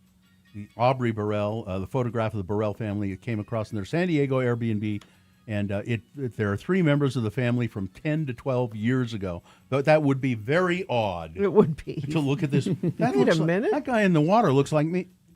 Wait, it is me. I think they should get a free stay at that Airbnb. I think. Yeah. Berg says, as someone, as we speak, is writing a horror movie about this photo. Oh, for sure, yeah. Let's see what else we have here. Matt Damon and his stunt doubles work hand in hand or arm in arm, playing Odysseus in Christopher Nolan's new movie, The Odyssey. Damon, they very thoughtfully in this story. It says in Christopher Nolan's new movie, The Odyssey, in parentheses, in theaters now. Damon sports an impressive physique. As Happy, Sad, Confused podcast host Josh Horowitz pointed out, in a new clip from his interview with the actor. Thanking Horowitz for the very high praise for his biceps, Matt Damon revealed that one stunt double deserves credit for a key scene in the film. When we did the forced perspective stuff of the Laestrygonians, I think those are the Cyclops, or maybe or that's it. No, they're they're giant, just giants. Yeah, they're giant soldiers. There were these stuntmen who are all 7 feet tall. He said, referring to the Odyssey's giant warriors who kill many of the voyaging Odysseus's men. My double in that scene was a woman, a female stunt performer who had the greatest arms I've ever seen. The actor-producer recalled meeting his female double on set, thanking her for all the work she put in. In the scene where you see these giants looming over me, he said it is, in fact, the stunt performer, the woman in the frame. So I guess she has a very good physique, but she was smaller than him.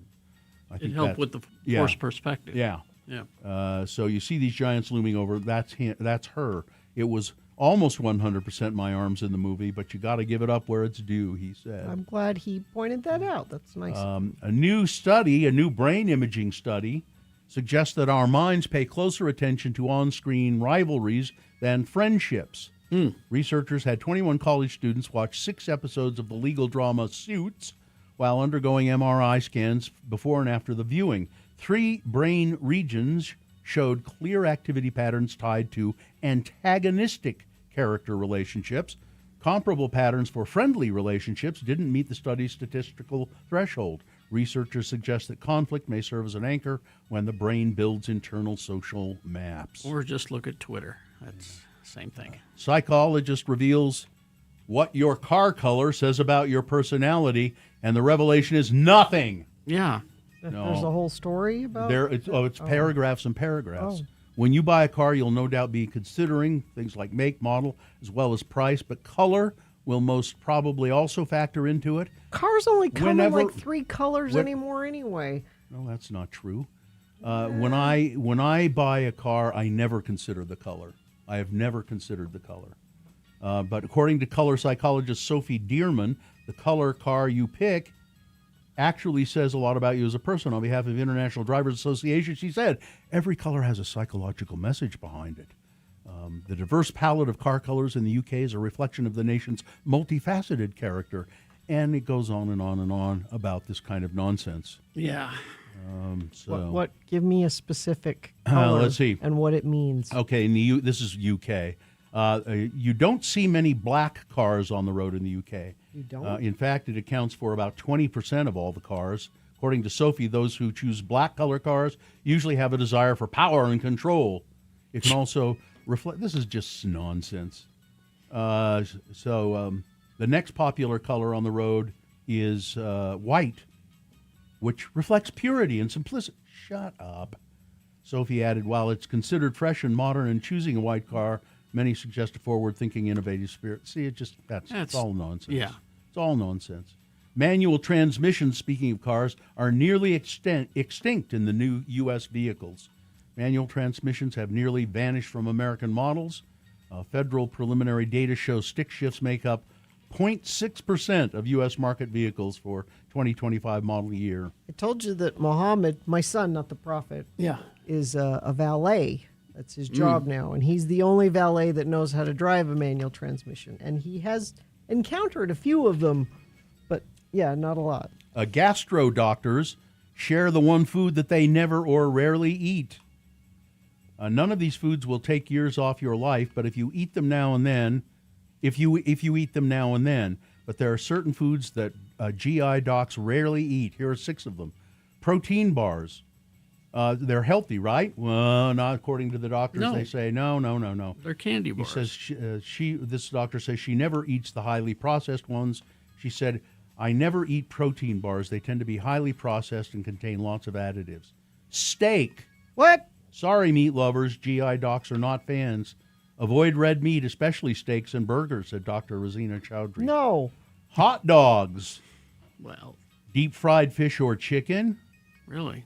And white bread. Do they want me to starve? And white bread. This is all you eat. No, Gina, they want you to live. They want you to live. And let's see, and how much time do we have here?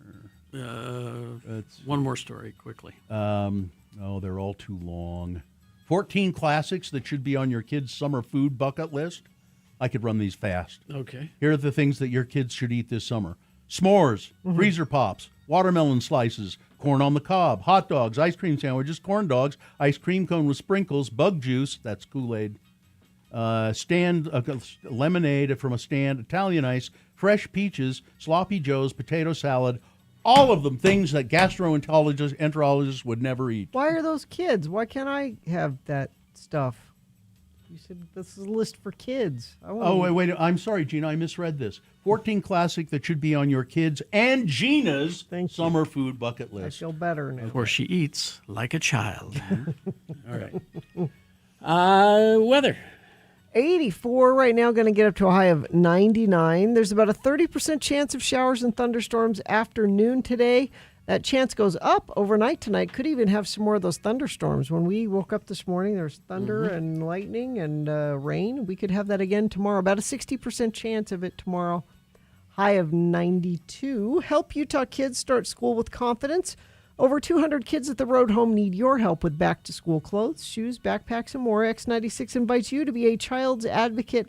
Go to x96.com or appletreeforkids.com for more information. All right, thank you very much. We'll take a break. We'll be back. Stand by for that. Larson, HVAC and Plumbing. We heard from someone first thing this morning, I think, in check-ins, who said that their AC was out. Well, get a hold of Sean Larson. Here, I'll give you his phone number. Okay. 801-930-5450. You can also go to larsonhvac.com/X96. Is your air home conditioner keeping you and your family comfortable? If it's not, don't sweat it out. Give Larson a call. For the month of July, X96 listeners and friends of the program can save $500 on a new AC or $1,000 on a complete heating and cooling system from Larson HVAC and Plumbing. We all got that system put in our house, and my house has been very comfortable and consistently so. I don't mess with my thermostat at all. Exactly. It just stays comfortable all day, night, everything. So don't wait until your old system quits on the hottest day of the year. Upgrade now, stay cool and save. Just mention X96 when you call 801-930-5450 or go to larsonhvac.com/X96. Vaxildan, our radio pup, finally has a sponsor. It's Zero Res, and this time of year brings a lot of dirt and things through your house, damaging your carpets. Vax says book your carpet cleaning appointment today. Not only do you get the 4th room free, but your animals will thank you with extra love. Go to zerores.com today. Should we get to these emails of interest? Emails of interest. This is a short one, and it's for Katie. It says, I haven't been able to listen lately. Who is this from? Gabrielle. I haven't been able to listen too much lately, but because of my work. So I don't know if Katie knows about this. Mother's Animal Cookies. You know, the Mother brand cookies. And they do animal cookies. And I love those. They do frosted ones, and they do grams. They now come in dinosaurs. They have frosted dinosaur cookie alert, Katie. Yeah. There you go. They're at they have them at Harmon, she said. So that's for you, Katie. Dinosaur, Mother's dinosaur. I can't eat those very much, though. If you eat several of them, it sort of makes me sick. They're so sweet. And then this one says, hey, guys, I used to listen to you a lot in high school back in 2005 through 2008. Those were the Bush years, and I really enjoyed having you guys explain the news to me. I'm now 35 years old. I live in the Baltimore, D.C. area. Be more. Yeah, I love it here. We have been so devastated by this administration's pure evilness, though. I'm sure. I have been losing sleep, and I have been losing weight because of it. So I've turned back to you guys for comfort. I've been enjoying all of, especially Big Boy News. It's been really warm and familiar. You know, it's like Grandma's soup, but silly and edgy. Edgy soup. Yeah. What you guys do matters. Community. Oh, I meant to look this up. It says community is praxis. Praxis. That doesn't mean anything to me. Praxis is a Klingon moon. I don't know. Community is praxis. Salt Lake City is a better city because of you guys. Live long and prosper, bitches. Praxis is let's see. Love Andy. The process by which a theory, lesson, or skill is enacted, embodied, realized, applied, or put into praxis. Praxis may also refer to the act of engaging, applying, exercising, realizing, or practicing ideas. So community is praxis. The community that we have here. Yeah. The radio Is engaging. listeners is engaging. Yeah. Okay. That's All right. nice. Oh, and Berg is right to correct me. It was a Klingon moon. It exploded. Oh. Excuse me. That was Excuse fast. me. Really? Thank That you, was Berg. really fast. I should have realized that. All right. So anyway, those are the emails of interest. Thank you, Andy. And there was another email that I'm going to have to respond to. It was kind of sad because it's somebody who said, I miss hearing Sister Dottie Dixon. Why Aw. isn't she on the air anymore? No. It's someone who didn't hear who that. didn't know that our dear friend Charles died. What has it been? A couple of years now? Yeah. Yeah. Yeah. Wow. The creator of Sister Dottie Dixon. Maybe we can find an old. Well, we usually do around Pride time. We find some old Sister Dottie we do. to play. And we're coming up on that time, aren't we? June, yeah, usually. Yeah. All right. Well, there's your emails of interest. All right. All right.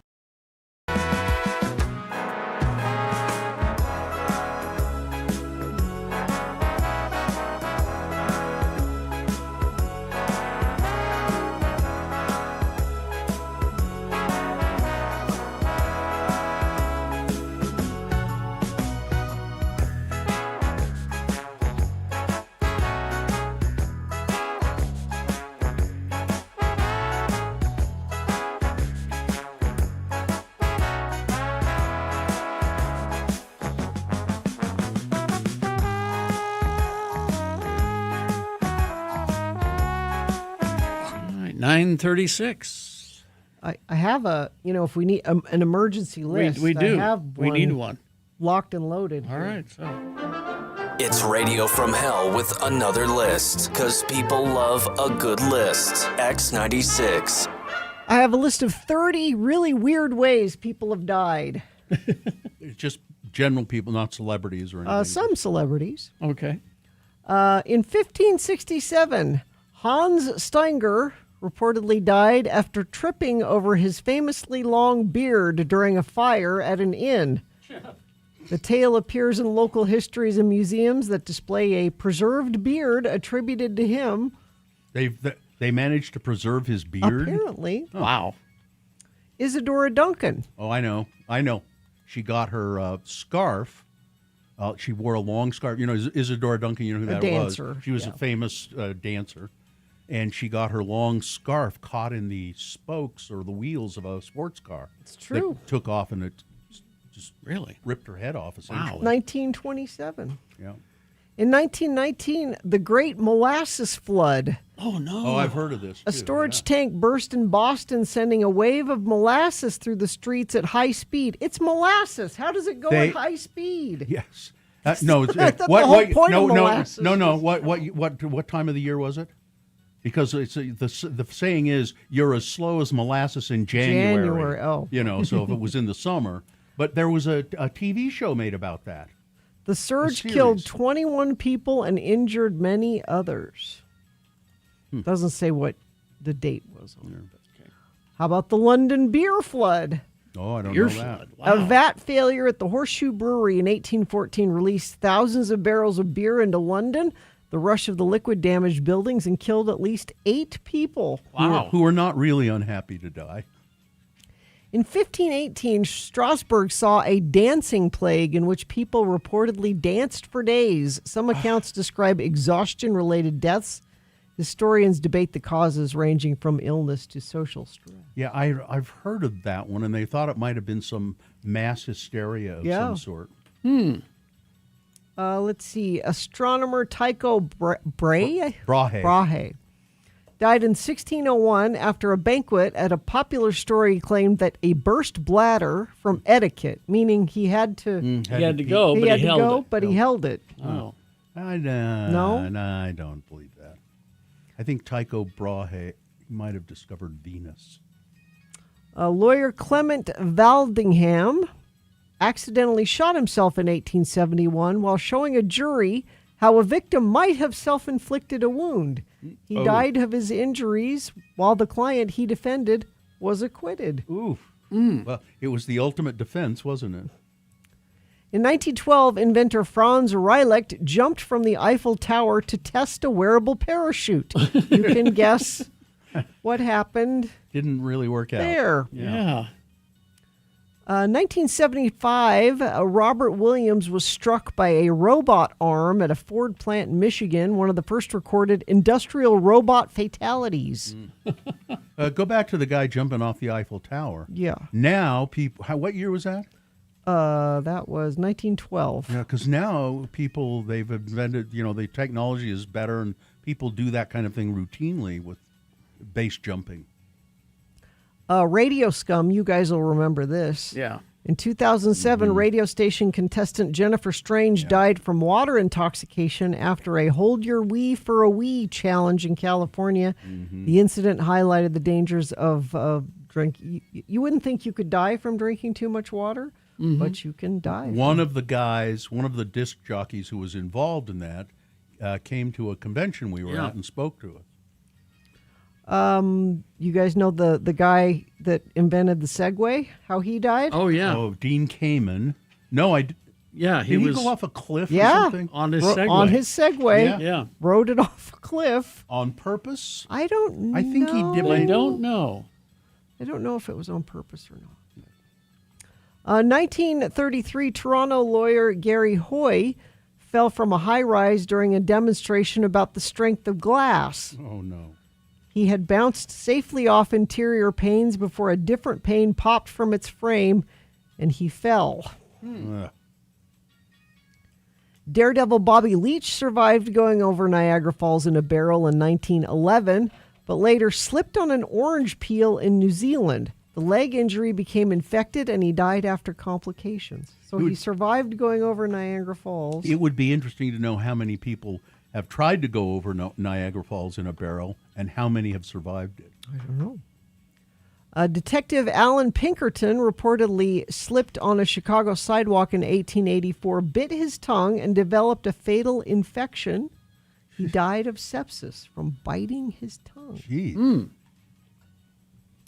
Sweden's King Adolf Fredrik died in 1771 after a famously heavy meal. Chroniclers blamed overindulgence. Physicians today note we can't confirm the precise cause, but apparently he ate himself to death. Mr. Creosote. Yeah. It's wafer thin. Composer Jean-Baptiste Lully stuck his foot with a conducting staff, skewered his foot during a 1687 performance and refused amputation. The infection worsened and he died weeks later. A man in Washington state died in 2004 after heating a lava lamp on a stove. The device exploded and a shard killed him. Wow. Why was he? Oh. I don't know. Let's see what happens. I got a couple more. You want me to keep going? Sure. Yeah. In 2013, a man in Belarus died after a beaver bit his leg, severing an artery when he approached the animal for a photo. Don't do that. Death by beaver. Let's see. They're notoriously shy. Australian rugby player Sam Ballard fell ill after swallowing a slug on a dare and later died from complications. What? They said it caused lungworm disease. So slugs are poisonous. I guess so. Wow. Author Sherwood Anderson died in 1941 after periodontitis reportedly caused by a swallowed toothpick. Yeah, I knew that one. Ooh. George Herbert, the 5th Earl of Caernarvon, died in 1923 from an infected mosquito bite. What? Shortly after opening King Tut's tomb.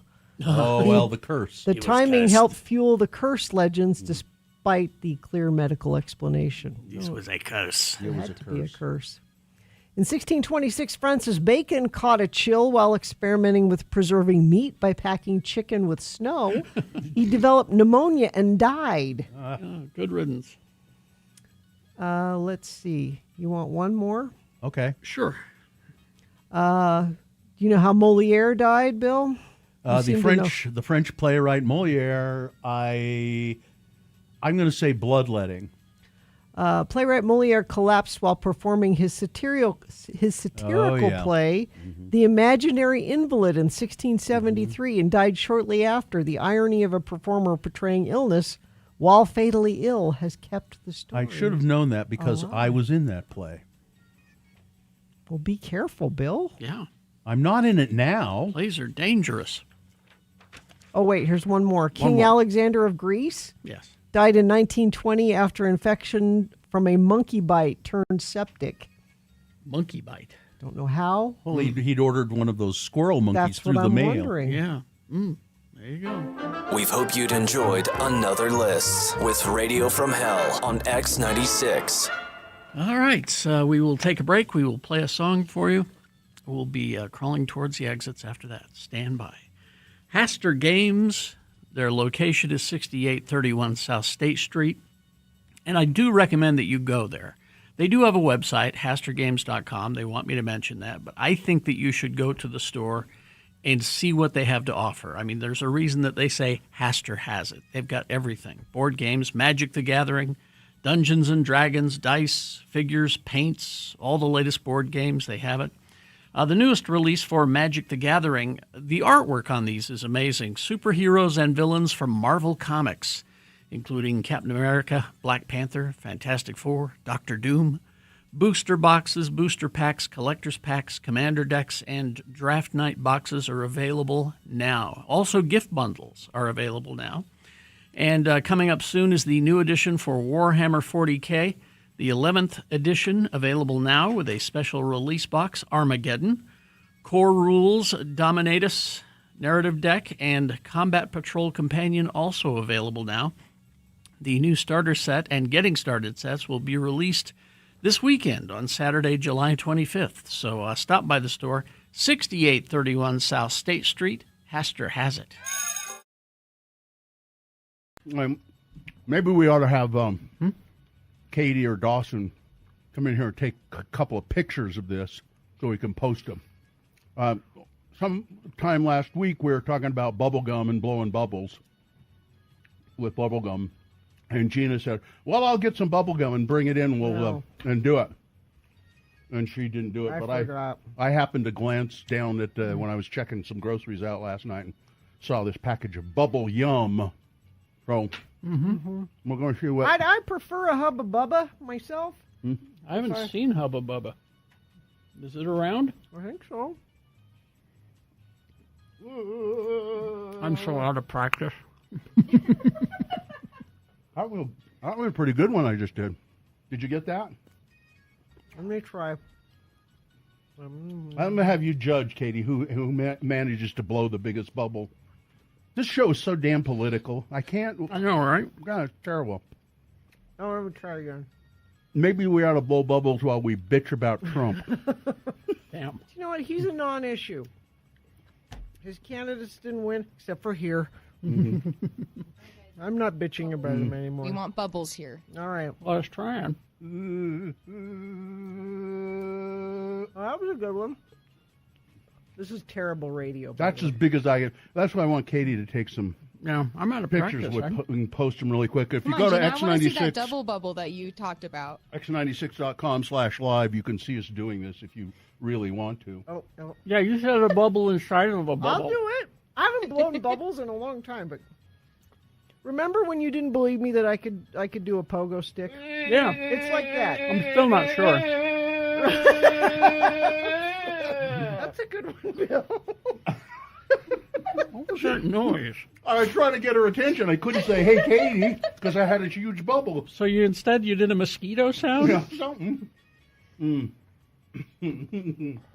Yeah, this is really good radio, isn't it? I'm going to try to do Oh, Carrie did it. That's one. Did you blow one inside of us? Was that sure? As far as you know. So far, Bill is winning on his sizes. Size. I'm way out of practice. This is the first bubble gum I've actually had in my mouth, I think, in... Me too. 40 years. Yeah. It's been a long time. Yeah, see, I don't chew gum, so... I'm not doing them very big, so I'll try to do one inside the other. How about that? Okay. Do that. I've always been known get as... close. I've always been known as the size king.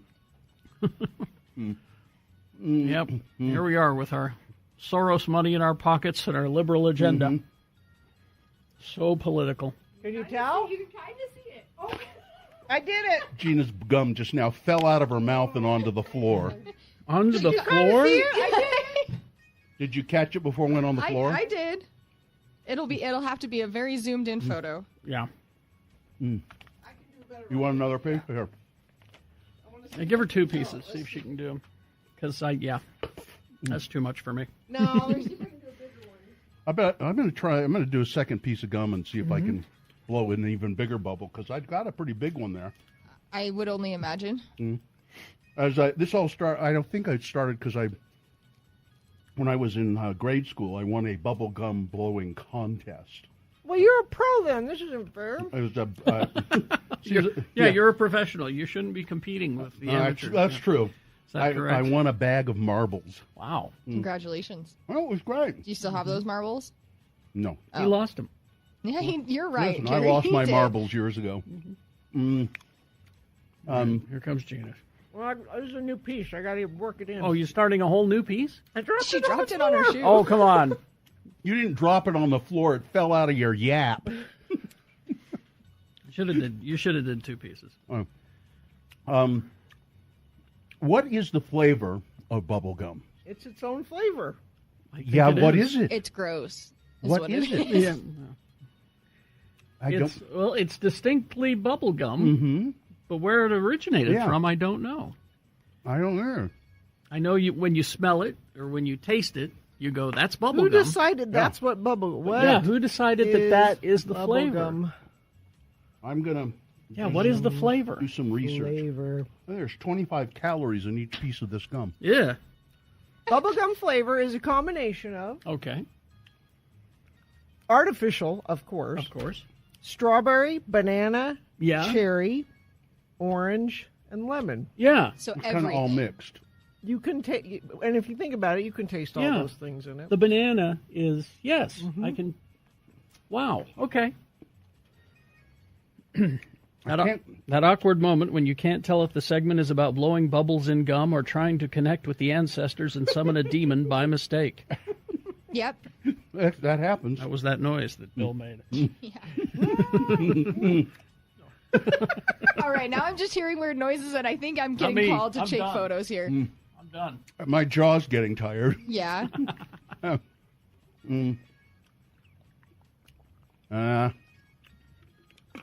It's just not working. Did you do Saw one? it happen though, right? I saw it happen. Yes. So you blow a bubble, and then you seal it off, Mm-hmm. and then you blow another bubble, and it'll go inside. I can't get this piece. I added more gum, and I can't quite get it I don't know what to tell you. to the consistency. Now you made a pronouncement, Katie. I don't chew gum. Ever? It was like No. it's like the Wait a minute, woman wait. yesterday in the soda line With that the said, "I soda don't line. drink soda." Yeah. Wait a minute, let's explore that. Yeah, why don't like you? even like a little tiny piece No, of mint gum? I don't like the texture. I don't like the smacking of it. No. Are you If gonna I'm try gonna that? do that, I'm gonna have mints. Okay. Mints Really? are my way to go. I've never liked gum. I think it's gross, and then people are dumb and they take it out and they stick it underneath things. That's true. And it's gross. It's not healthy. It's gross. It's gross, guys. It's gross. It's the jaw about- exercise, though. What about the reverse bubble? Can you do that? Oh, Sue does that all What's the time. that? She'll do that snappy sound. Mm-hmm. See, these are all things that you don't do with mints that I enjoy, like not making sounds. You can't blow bubbles with mints. No, At you all. can't. No. Well, unless you're really talented, you might be able to.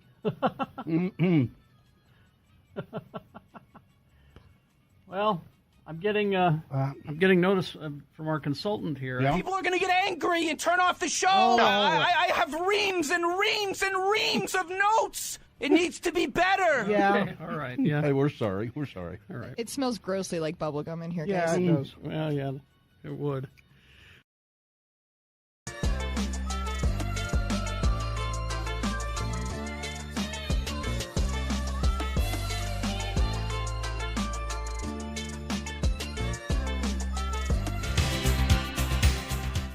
All right, 9:54.